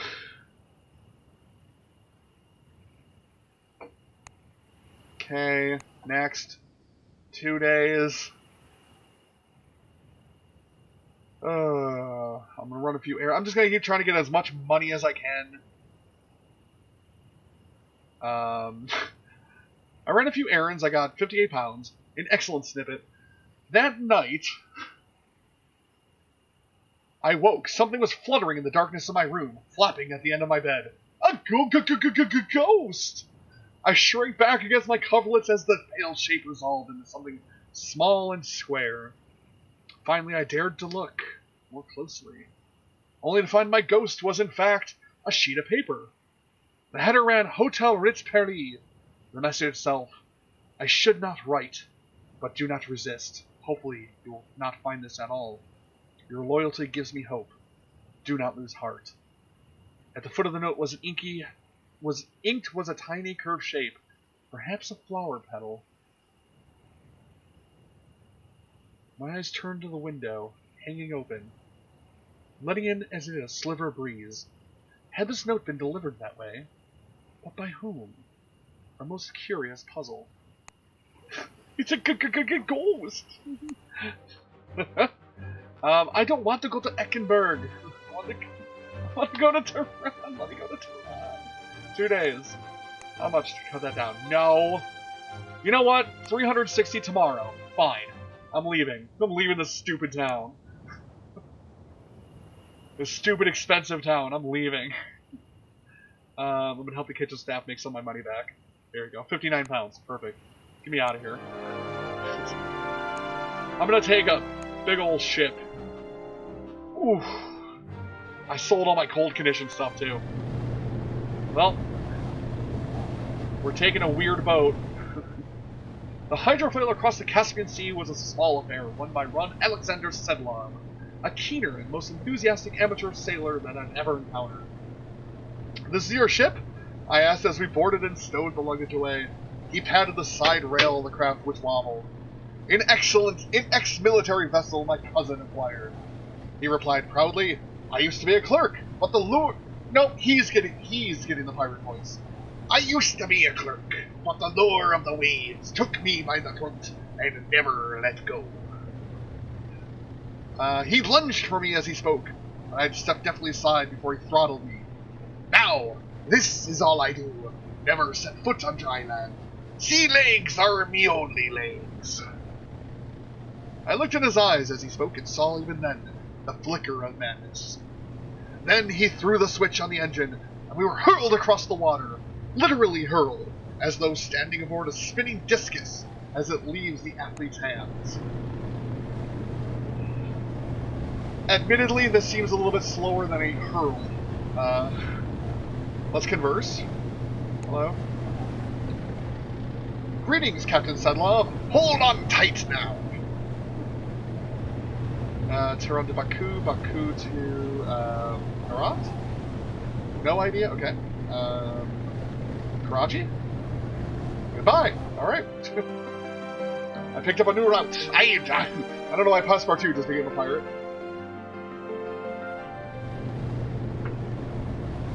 Alright.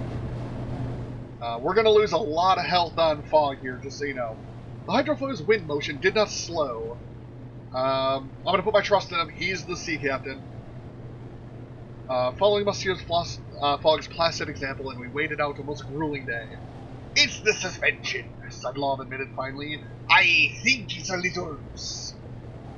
I need the pirates' raven and exquisite cheese. They can fasten my mast.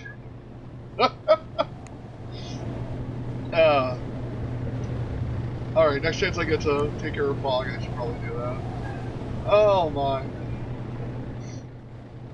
By the second day, the broken suspension was all I could think about. None of us had enjoyed any sleep, and while Alexander kept his spirits alive with vodka-laced coffee, myself on Monsieur Fogg rather wits' end. I tried to sleep, but obviously could not. After several hours, we came to the site of Baku and raised the ragged cheer, as though we had survived a shipwreck. We put into land to rest out the night. Aye, it's pirates. Pirates. Yeah, I'm losing a lot of health here, getting in here. Thankfully, I've recovered quite a bit. And we are now in Iran. After 6 hours of torture aboard the dreaded hollow foil, there followed 5 hours more. By which, at the end, I think there are parts of my body that had seen no blood flow all day. Finally, Captain Sedlov sighted land. Tehran! Do not worry, me friends. You will find it the most comfortable place to be. I am glad to hear it. Sedlov nodded. I'm not convinced he really understood English at all. I fancy he spoke it like a parrot. We disembarked and held out our hand for a tip. Oh, he held out his hand for a tip. Damn his eyes, but I gave him 10 pounds. And then we were on our way. Honor satisfied, we staggered into town. It is Pirates Raven. Alright, so I need to wait for the market, but let's plan our journey. No, I do not want to go back to Baku, please. I'm in Tehran. Out, please. So I'm going to need to find a route over to Herat next. I could go down to Bandar Abbas in Dubai, but I need to start moving that way. No, that way on the game. So we're going to need to find a route to Herat. So let's get some sleep. The Tehran was a city of invention and artifice wrapped around ancient grandeur. Bangor airships floated between the minarets of mosques and church spires, glowing golden in the gaslight. I sought out engineers and found them in cafes, drinking heavily sweetened coffee, and racing their ventures across tabletops. I sat with the shard engravers. I do have that piece of glass. I sat with the shard engravers. They took turns to scratch minute symbols on a piece of colored glass. Is that a device? They smiled and lifted one shard, turning it this way and that in the gaslight. This is an automaton's brain, or will be once it's complete. Ah, here we go. I showed them the last cube I'd acquired in Europe. And a young bearded man examined it through a jeweler's loupe. This is most beautifully worked. It is indeed the mind of an automaton, and a most cruel one at that. He handed the glass back to me. Where'd you get it? I was given it. The man nodded. I would get rid of it if I were you. Allah forfend it should come to life in your care. You may have it. No, I'm going to keep it. I'll put the shard away. Perhaps become useful, perhaps not. There's an artificer in Africa, in Timbuktu, one woman remarked. She makes things of that ilk, finer, even. Someone further called out, to the Shahan Shah.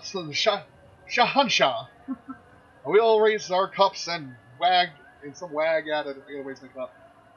May he live forever under the watchful eye of the Prime Minister.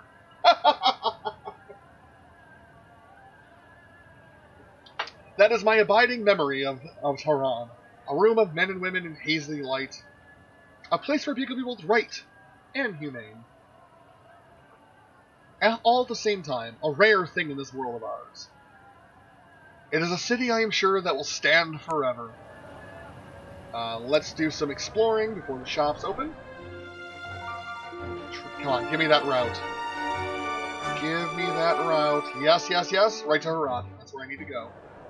Perfect. To say that the capital of the Persian Empire is modern would be to deny the unparalleled glory of its ancient monuments and palaces. The Qajar Shahs ruled over an empire of almost constant war. Though you wouldn't know it. As I walked the streets, I felt safer than I might along the banks of the Sinai.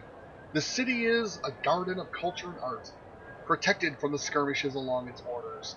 I sat in the cafes with poets as they dueled each other in words and competed for patronage.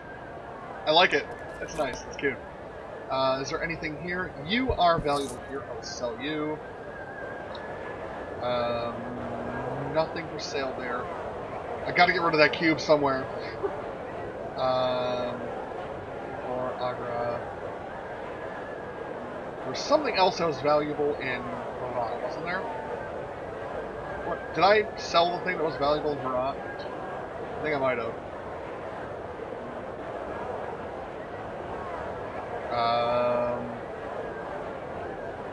Well, gosh darn it. I just gotta get to Merv, I guess. Wherever the hell Benares is. Astrolab is in Bombay. Or Wilshire. Yeah, we'll just... No, I want the Astrolab. I'll take that. Next! Plan. So, I need to get to Merv somehow. So, we're gonna go to Herat, which is in 4 days. No charge in 2 days. Nice. Most generous. So, let's, wait. Let's see. I was about to blame you for shitty mic quality, then I realized I had the wrong preset active on my mixer. I hope that it's not bad quality. How you doing, OC? How you doing today? I attended him, because I gotta get his health back up. Before returning to the night, I attended Monsieur Fogg, ensuring he had fresh tea. Long time no see, my friend.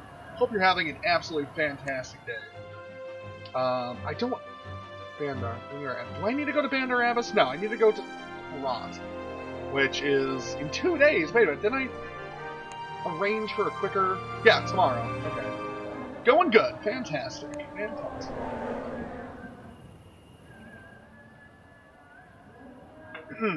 We took a room and settled in, and, yeah.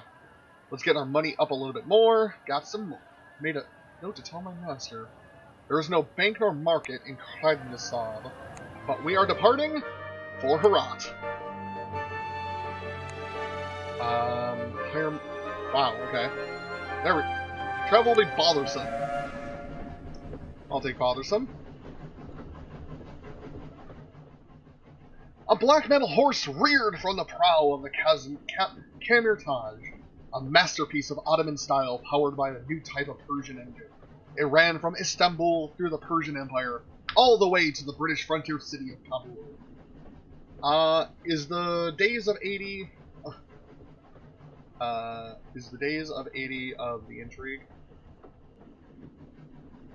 It is a Raven Vulcans. It is a Raven Vulcans. Oh, sorry to be leaving Tehran, a place of true possibility. Still, the Kamirtaj left us no doubt that we were leaving. Its engines fired, and we rocketed away along the rails. Again, not really rocketing.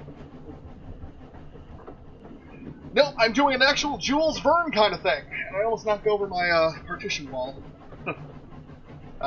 We are actually doing 80 days around the world. I'm on day 28. I love this game. It's such a fun, just little chill game.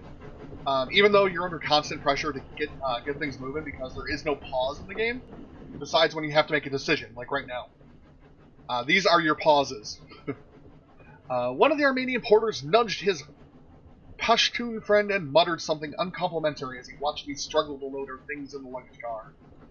I focused on my task, but they continued to stare at me in a discourteous fascination. You look very strange for a servant, said the Armenian fellow.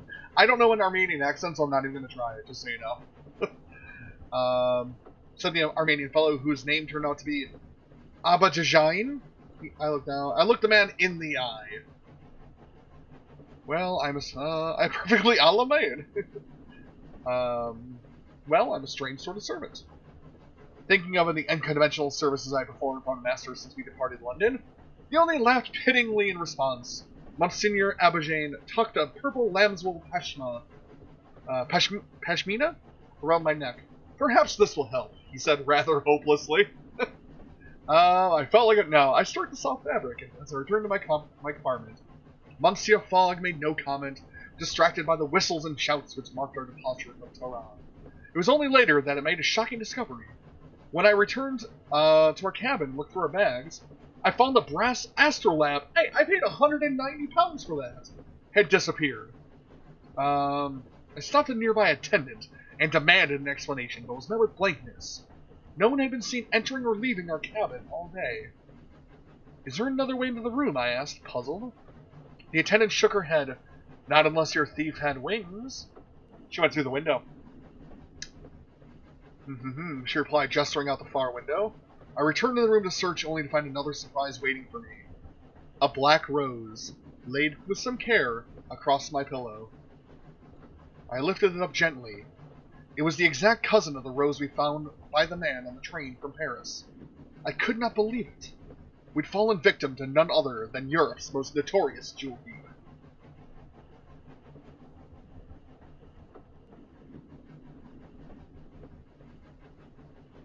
When I saw Monsieur Fogg, I told him nothing of the incident. I'm going to tell him nothing for now. With luck, it would be an isolated incident that the thief was long gone and my master would never need to know that we had been thus targeted.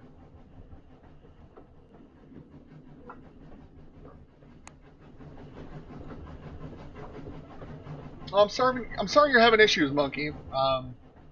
I'll check on my end after my stream, just to make sure there's nothing that I need to adjust.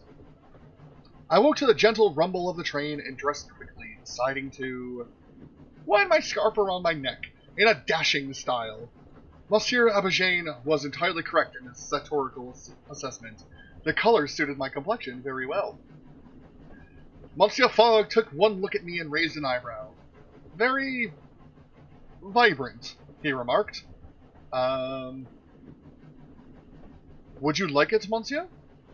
I asked, holding the pashmina out to him. Monsieur Fogg hesitated for a moment, looking at my outstretched hand, and then took the scarf with calm deliberation. Thank you, Passepartout, he said equably, tucking it away.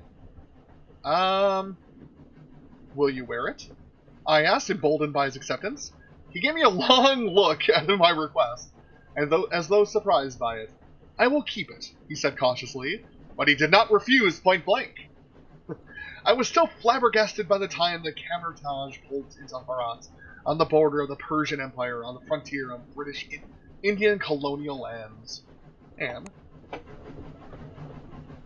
we've gotten a little bit more, Alright, what in Herat do I have that I can use? Kabul and Agra. I have a black rose now. And alright, I need to get to Merv. That's where I need to go. So I need to explore. Come on, connect me to Merv, please.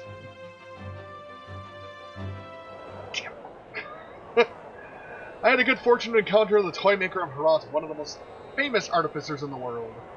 I looked at the man himself, an unassuming gentleman in his 70s, tall and spare. His arms were spotted with burn scars and his fingers calloused, but his large dark eyes were lambent with intelligence. Greetings, toy maker. Welcome. I think you are new to Herat. Indeed, I'm on a journey around the world. His hand closed into a fist. What for, huh? What for? To win a wager, I told him. I once traveled the world, he said softly, but now I cannot leave the borders of Persia, or I will be arrested. By who? The Artificers Guild. His voice turned bitter and he smiled at my surprise. I once broke faith with them. I made destructive weapons of war to defend my Durrani masters against the British Army's invasion of the Kush. Now, as you see, I make toys. His manner was so open and direct that I watched his eyes and saw deep regret. For ills that could never be undone, we're all pawns of the players of the great game, he remarked. We can win, but only if we remove ourselves from the board. If others do not remove and if others do not remove themselves. I'm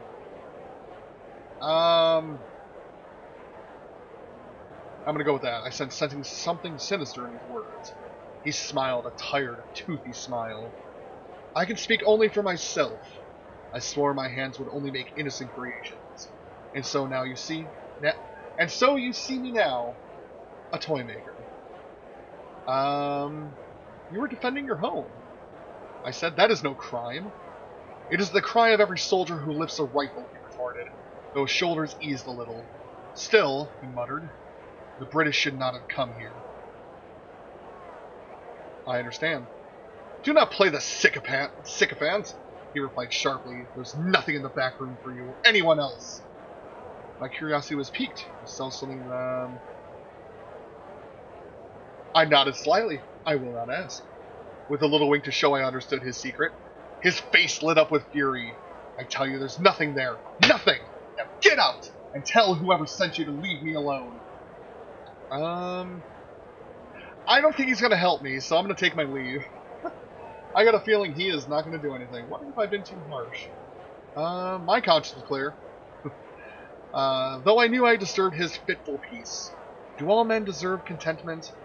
Perhaps. Perhaps. I do not know. Alright. So... Crap. I cannot get to Herat. Or I can't get to Merv. I bet I had to go through Krasnolduskik. Or whatever it's called. What do I have that I can sell anywhere? Come on.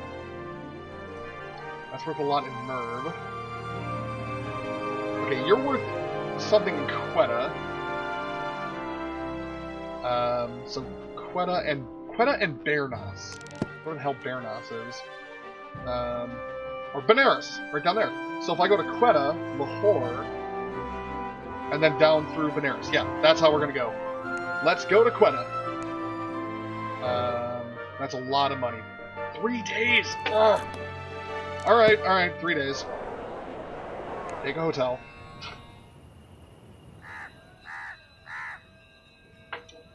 What is the Black Rose going to steal from me today? We stayed in a hotel in the shadow of the towering citadel, built on a spur of rocks like Noah's Ark beached far above the sea. It dominated the skyline, a symbol of Durrani authority in a city that had once been the capital of the Persian Empire. As night fell, I was quite sure I saw a rocket fire from the walls and up into the skies. But what it meant, I don't know. Next day. 3 days. 3. With the last few hours of the evening, I starched the collars of our shirts. Then, as I prepared for my toilet, I felt a hand grab mine and pull me around. I found myself staring in the face of a young lady. Unhand me, mademoiselle! You are Mr. Phileas Fogg, correct?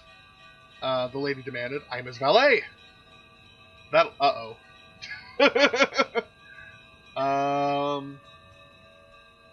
I lifted her grip from my arm. I've been following your adventures with some interest. She continued, then looked about before lifting something from her case. Ah, you kept it! She was holding the Black Rose in her hand. It is yours, then? She twirled the flower stem between her fingers and giggled. I could only stare in amazement. And you plan to rob me? Her expression turned serious. Not at all. I admit I pilfered a little from you, but mostly just to show you I meant what I say when I say that I'm good at what I do. But I have nothing against you or your master's wager. But I think we can help each other. Keep talking. She smiled. I hope you realize I'm not just any thief. And at the moment, I have my heart set on quite a special prize. And I think this particular escapade might be something you consider to be more acceptable rather than less. I waved at her to continue. You know the Artificers Guild, of course. Of course. We're most reliant on artificers and their creations. She nodded. Then you'll know the guild is a peaceable organization with no political aspirations. But I've been following their actions for some time, and I can tell you that not only is this not the case, but also they are amassing considerable power and wealth. It does not surprise... No, actually, it doesn't surprise me. Any kind of organization like that will eventually look to expand their horizons. Wiping the sleep from my eyes as I spoke, they've been growing in capability for so long, it's hard to imagine a more powerful group of people. Indeed, she nodded. And I, for one, do not wish to live in a world dictated by the artificers and their automata, which is why I have uncovered their weakness, and I intend to inflict an injury upon it. Well, could not let me... It sounds dangerous. Oh, most likely, she grinned. I have learned the wealth of the artificers has grown beyond what they might keep at the banks of any one nation without raising suspicion, and paying large sums of taxes, so they begun in secret to store away in a vault of their own devising. That seemed wise. Their wealth is stored inside a floating fortress, kept in constant movement on the Atlantic so as to avoid detection or the attentions of pirates. It never comes ashore, and they are totally turning into... They're turning into the Enclave. It really is, OC, because you can choose really any route. I've never had this event happen. Never. I played this game for about 53 hours total, and just taking different routes each time. Is it on sale? Let me take a look real quick. It is on Steam, I do know that. Let me just take a look real quick for you.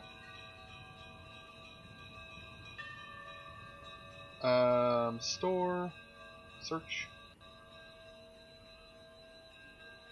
Up, 80 days.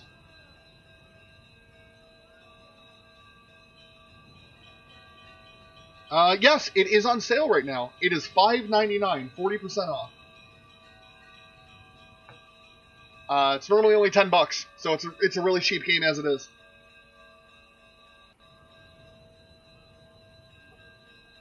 Let's see. Okay, where was I? Her eyes twinkled with excitement. Passepartout, it is entirely unmanned. If we can get aboard, there will be nothing to stop us from taking the gold ourselves. The Black Rose goes against the Copper Lily. The scope of her plan stopped my breath. She was clearly quite mad, and you require the assistance of a... No, I like being a little poetic. The Black Rose goes against the Copper Lily. Poetically put, she replied, but I cannot do it alone.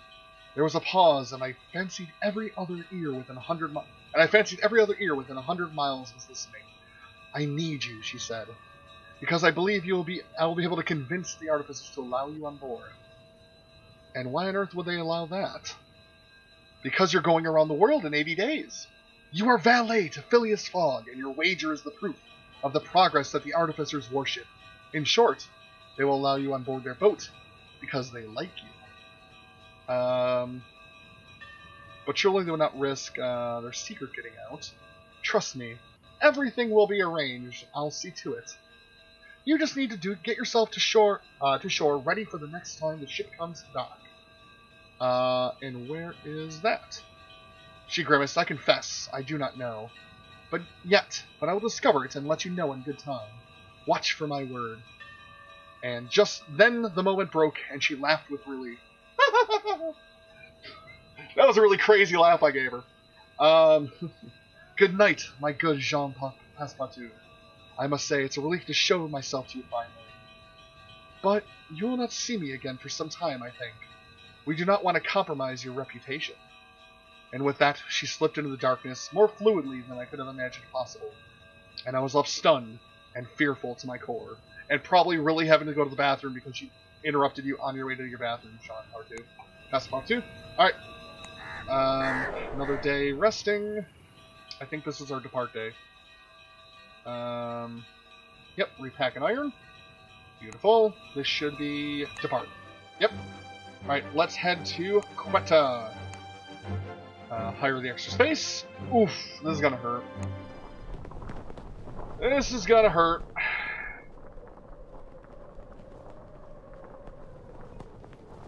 But we're on a giant, really weird bull thing. The Hadhasha were a type of Persian palanquin. They were richly curtained and carried by two squat, six-horned, brass-skinned mechanical oxen at either end. The piling was automatic. They followed little crystals set in the center of the road. It was surprisingly comfortable, but I could not help being a little alarmed. We're running bulls in a bed. Okay, you know what? Fair enough. Fair enough. We're riding bulls in a bed. Yeah, Monkey, one way I ended up going up to the North Pole, which, by the way, you should check out. I went through Russia the other time. I went down through Africa. I took different routes through America a couple times. It's really fun. I mean, it's all up to you deciding which way you want to go. And you got to manage your luggage. You can sell things to keep your money up and down.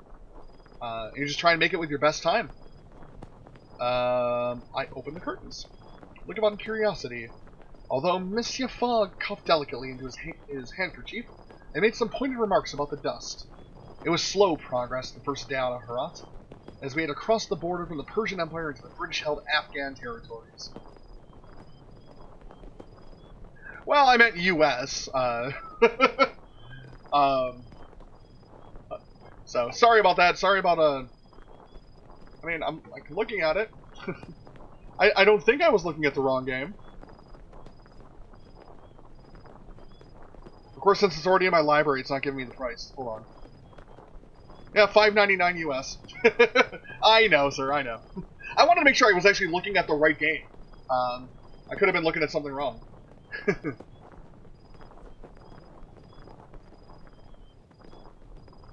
Monkey lives in a cave full of pirates, and he slaps people with fishes. God save the Queen, the dusty customs official said sourly as he stamped our papers. It was not particularly a joyous welcome. Yeah, that's about right. The land of non-existent. Fog really took a lot of damage on the way here. It's down to 84.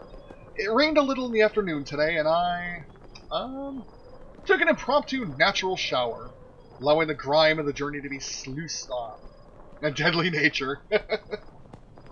It was a warm, pattering sort of rain, very much unlike the grim, spattering drizzles of London. Wet, though. I tossed aside my shirt and trousers. On the side of the road, they were beyond redemption, and I did not care to savage such shabby articles and pick out a new outfit to wear. A few hours later, we reached Quetta, a flat and rather sparse cantonment town? I don't know what that means. A remote posting, no doubt, populated from the terminally insubordinate, the dreadfully unlucky Oxford, and the blameless third sons of the British Empire.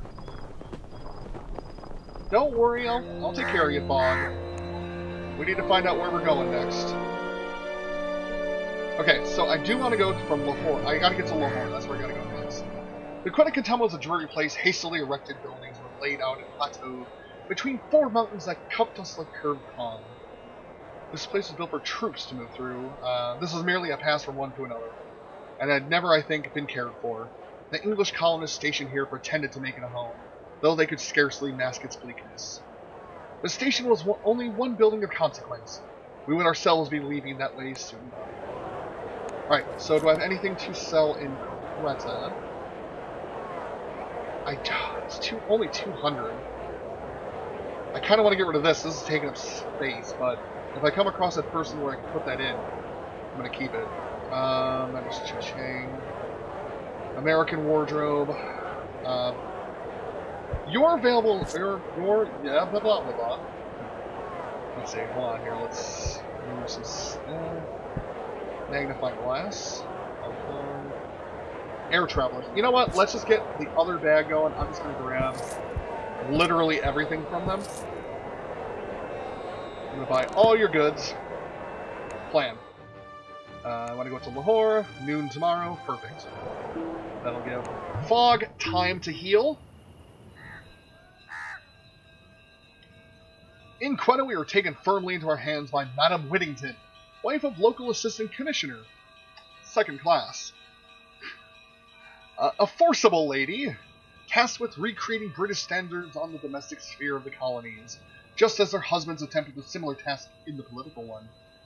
You have a Frenchman as a valet, Madame Whittington remarked in genteel horror. How very modern of you, Mr. Fogg. I glared at her sly face with as much open contempt as I dared to show. In our travels, I had nearly forgotten the evil suspicion of all things continental, and did not enjoy this reminder. He is an adequate valet, my master remarked coolly, which was from him not merely high praise. It was the foggish equivalent of standing upon a chair and singing Hallelujah! His bloodlines are of little consequence. Supper was served soon after, which rather broke the gathering tension. The crowning glory was a boiled sheep's head, which glared balefully at the entire table. Though my master was gratefully cheered by its gruesome, unpalatable presence. Truly, could the English spare nothing from the ordeal of being boiled into mush? Take that, England! The mood over the dinner was only alleviated by the presence of one Captain Chalmers, a dashing Fail on his way to Chittagong. And what is Chittagong? I demanded. An uprising! Ha ha! He declared happily. The statement brought shocked gasps from on the table. He patted the air with his hand. I don't know what patting the air with a hand is, so... A small group of natives... Oh, it's that. Like, brushing it off. Who think they can blow up the Empire one post office at a time. Whoa, that's... Thinking in the future here. We're going to get them in line. Sounds dangerous. Chalmers shrugged gallantly. No doubt some of these fools would turn to desperate measures. But they could never pose a threat to the British Empire. What? A flash in the pan and little else. Port was served and passed around the left. We'll be taking a boat from Calcutta. It's a short hop to Chittagong from there. Oh good, that's exactly heading in the way I need to go too. Guys, we're like almost halfway through here. We just found a really nice route that we can take. We're departing right to Lahore. Extra space, go. We're halfway there, halfway around the world. It's only day 34. We're back on the Hadash for better or worse, close quarters, if comfortable. I want to care for him, please. It's really going quick, too. That was really fast. How many playthroughs? I've gotten through, let's see. I'd have to say 12 playthroughs. No route was ever the same. Sometimes I make it, sometimes I don't. Let's see. Quetta was lost in the distance and we trotted across the plains. Will we continue east? I asked, trying to picture our own onward path. From Lahore, we should pass on to Delhi on the Grand Trunk Road, he said decisively, not looking up for his leisure. Unless you have another remarkable route to suggest. Then we rode in on silence until we reached the pleasing colonial town of Lahore.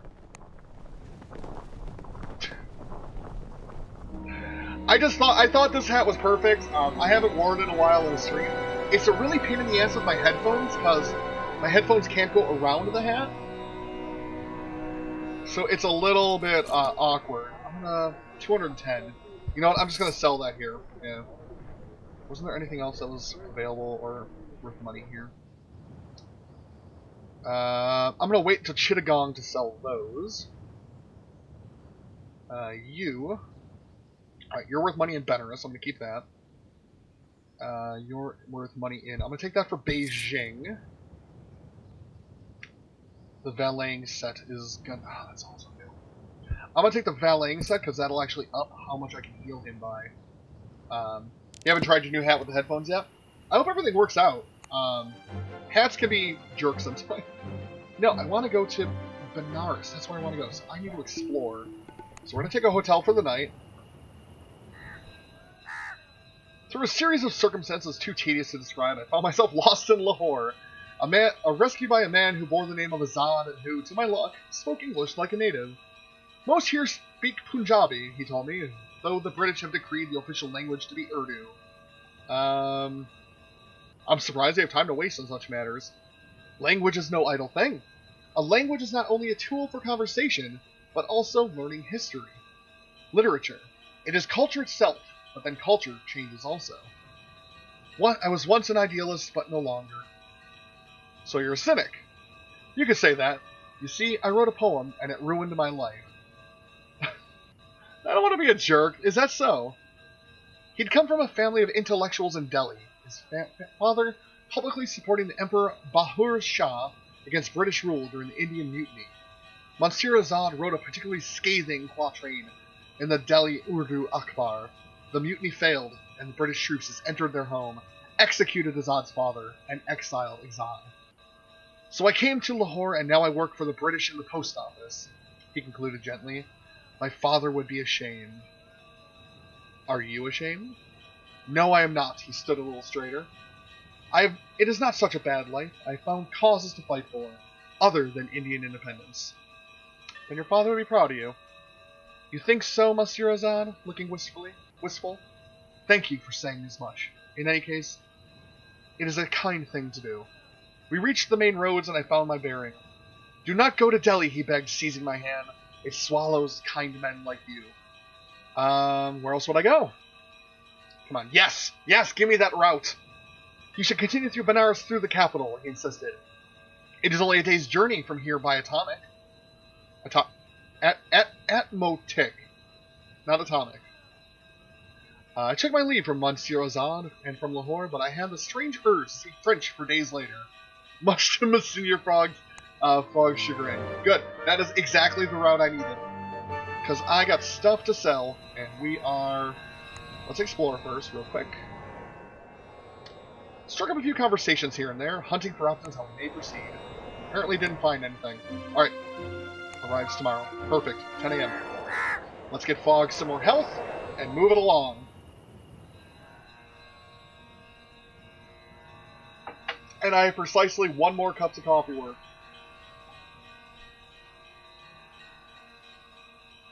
One second. I attended to Monsieur Fogg, get his health back up. One sec, just making my cup of coffee.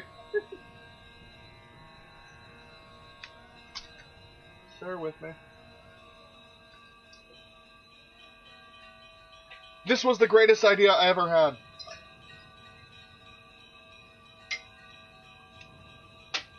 Perfect. Alright, so he's up to 89 health. Let's move along, Pond. To Benares. You can take 2, please. Yes, perfect. Alright, I'm only going to lose 3 health from this trip. And we're taking a mother-flippin' spaceship. We took a sleek, metal-clad Salakar Atmotic from Lahore to Benares. Captain Falguni was a loquacious woman, and took pains to make us welcome, as she knew Monsieur Azad, who had given me directions in Lahore. How is my good friend? He's content in his position, though has not much changed. Do you think so? She asked, a wry smile on her lips. Is it hard to imagine someone content with being so diminished? I judged her age to be similar to that of Monsieur Azad. Are you also a poet? Captain Falguni grinned and tucked her bright yellow scarf more securely about her neck. Do you know the ancient Bengali poet Chandalaeus? Even in real life, I don't. I do not. Thy youth is but a noon, of night take heed. A noon that is a fragment of a day. And the swift eve all sweet things bear away, all things and all bitter, rose and weed. For others' bliss who lives, he lives indeed. She gave me a challenging look after her quotation. It is better in Bengali, she said with a sigh, but perhaps my translation will serve. And take care of Fogg. We tethered at Benares a few hours later, sprawled on the banks of the Ganges, which curves a glittering trail over the horizon. Nice. So then we're going to head down to Calcutta and then across. Market. We are due to a visit to the bank. Really? Why? I don't want to go to the bank. Alright. I don't... It'll take too long. I don't need funds. I don't need money. Onwards. Did I accidentally click bank? I must have. Okay, so valuable in Chichon. There was something I need to sell here. Which one was it? Cigarette case? Yes! 2,000. Beautiful. That's worth money in Beijing. Geometry is in Chichon and Hong Kong. You... Still in Merv. I'm hanging on to that for some reason. Magnifying glass in Singapore, Hong Kong. Okay. So, peppermint, hooded cloak. Can I arrange things to grab? I don't even think I have enough room to grab that little silk. We're good without it. Let's move along. Move along, Pond. The Hindus believe that to die in the sacred city of Benares is to achieve salvation. I am not, Monsieur Fogg observed, at all certain that holds true for non-Hindus, so I do not recommend testing the hypothesis. Passepartout. He gave me a pointed look, and I, nodded in fervent agreement. I am utterly cured of any need for adventure, I assured him. From now on I shall be the most level-headed and most sensible indeed of the most boring gentleman a gentleman could ever wish to have. If adventure so much glances in my direction, I shall give it the cut direct and no mistake. Monsieur Fogg looked for a moment as though some kind of spasm came upon him. I thumped him hard on the back, thinking he must be choking, and he made a small cut-off sound of exhalation for pressing a fist against his lips. After a moment he straightened up, his cruel mask once more firmly in place. Passepartout, he said calmly, you are the most singular valet I've ever encountered. Now do fetch me a cup of tea. I often wondered about that moment in Benares. Are all English gentlemen so inscrutable? Or have I chosen a particularly strange example of the breed? Let's explore and find our route. Yep, we want to head to Calcutta, then Jimmy Chop corn. I browsed around, my ears open, investigating the various ways in which I can continue. Yep, we're going. Right to Calcutta. Negative 46! Ah! Oof.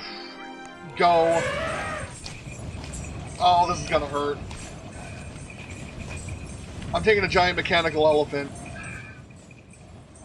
We happen upon Chun-Ni, the mechanical elephant, as she rather overshadowed the other vehicles and contraptions of Daenerys. A blonde-haired, thin-mustached colonial officer by the name of Sir Francis was already waiting to board her. We would cut through the Chakard forest, the Mahmout informed us. We'll be in Calcutta before you know it. Are you sure you know the way? I grew up in these forests, the Mahouts told me indignantly. Of course I know the way. Sir Francis stroked his mustache and leaned closer. I've heard stories of bandits in the forest. Still, perhaps they're native exaggerations. At least there'll be 3 of us. Quite right. There's nothing for it. All 3 of us, myself... Oh, crap. I forgot. Ow! I know today. Okay. There's, all 3 of us, myself, Monsieur Fogg, and Sir Francis, mounted onto the iron carriage, suspended within the cage of the rotating gimbals which comprised her belly. So we're hiding inside the cage of a belly of a mechanical elephant. The cage kept the carriage from pitching and rolling. With Chun-Yi's iron-footed gait like a gyroscope, one could perch within. The Mahout scrambled up behind the pachyderm's headed neck, and we set a straight line towards Calcutta. Yep, just keep healing up. This is gonna suck. We were 4 hours in the shortcut through the Chakard forest when a Mahou called a halt. I watched his face, which went utterly pale and still the sound of cymbals and bells, overlaid with voices and raised in chant. The Mahout urged Chun-Li behind some thick foliage and turned off her engine. She slumped into a guttering silence. Through the branches I saw more than 40 men and women in a procession. They had the look of rich mercenaries, but they were armed with naked sabers and long Damascus pistols, or what she preferred to the priests for blessings. Behind the procession loomed a 4-armed mechanical Kali with polished black skin, gleaming ruby eyes and protruding tongue the color of blood. She brandished wickedly curving blades in 3 of her arms as she took each piston-driven step, and she clutched a young woman whose head, neck, shoulders, ears, arm, hands, and toes were loaded down with jewels and gems, and whose eyes were thickly gold. Sir Francis looked troubled. I have heard rumors that the Kali cult sacrificed virgins. The Mahout shook his head. She is no virgin. That is the widow of the Raj. She looked very small and frail in an iron arm of the mechanical goddess, but was quickly lost from view. The Mahout began to start Chun-Yi's engine when Monsieur Fogg said, "Suppose we save the woman." I stared at him. "Save the woman?" Sir Francis exclaimed. "So you do have a heart." My master checked his pocket watch and inclined his head. When I have the time. He's sometimes a jerk. The project he then outlined was a bold one, not to say impractical. Monsieur Fogg was to risk life, or at least liberty, and therefore the success of his tour, to rescue the lady. I thought it a foolhardy notion and applied myself to convincing my master to abandon the plan. We do not know the circumstances, I pleaded. All may not be as it seems. At length he relented, though Sir Francis clearly thought me a yellow-livered Frenchman, as could be drawn from the worst English imaginings. We decided to make camp in a secluded glade nearby, and pressed to Calcutta till dawn. Oh, thank God. I do not like that event whatsoever. I actually had the same event happen. I had it happen when I was going up through, not like up in Russia, but in the borderage area. And there we go, we got caught. Anyway, I woke the morning with a saber to my throat, wielded by none other than the young widow. The Kali Bucks had enacted the plan we had dismissed the night before. Only in reverse. They had overrun our camp in the early hours and had already trussed up my companions with thick hemp rope. You, said the woman in well-schooled English tones, are clearly very, very lost. And so we became the prisoners to the Kali cult.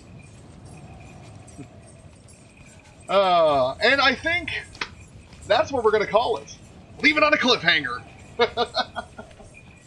So, everyone, I want to thank you for joining me with 80 Days. It was just a nice chill one. I didn't really plan on doing it. I just wanted to. And that's kind of what I'm looking at in 2019. I want to play games I want to. I want to... if I want to play a game, gosh darn it, and it breaks my schedule, I'm going to play it. Because I'm going. That's just me. You mean 38 days? I do mean 38 days. So let's see who's out and about that we can raid here. Oh, I think Doomster Fire is doing his anniversary stream? I think. So let's get Doom some love here. Doomster Fire. Did I spell his name right? I did. So everyone, thank you for joining me. I really do appreciate it. I hope you all have a fantastic remainder to the year. I will be doing my final episode of Frostpunk tomorrow. That is at 6 p.m. Eastern Time. So you're definitely going to want to catch that last one. So with that, everyone, I've been Antagonizer. Y'all been awesome. This has been 80 Days by Inkle Studios. See you tomorrow.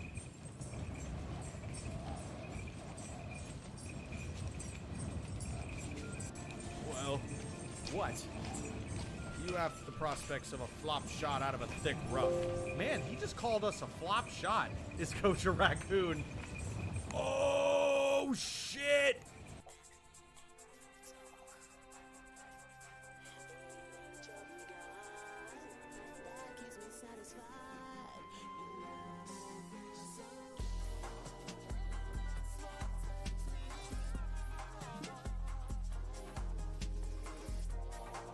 It's an Antagonizer raid! Antagonizer 2000, welcome on in.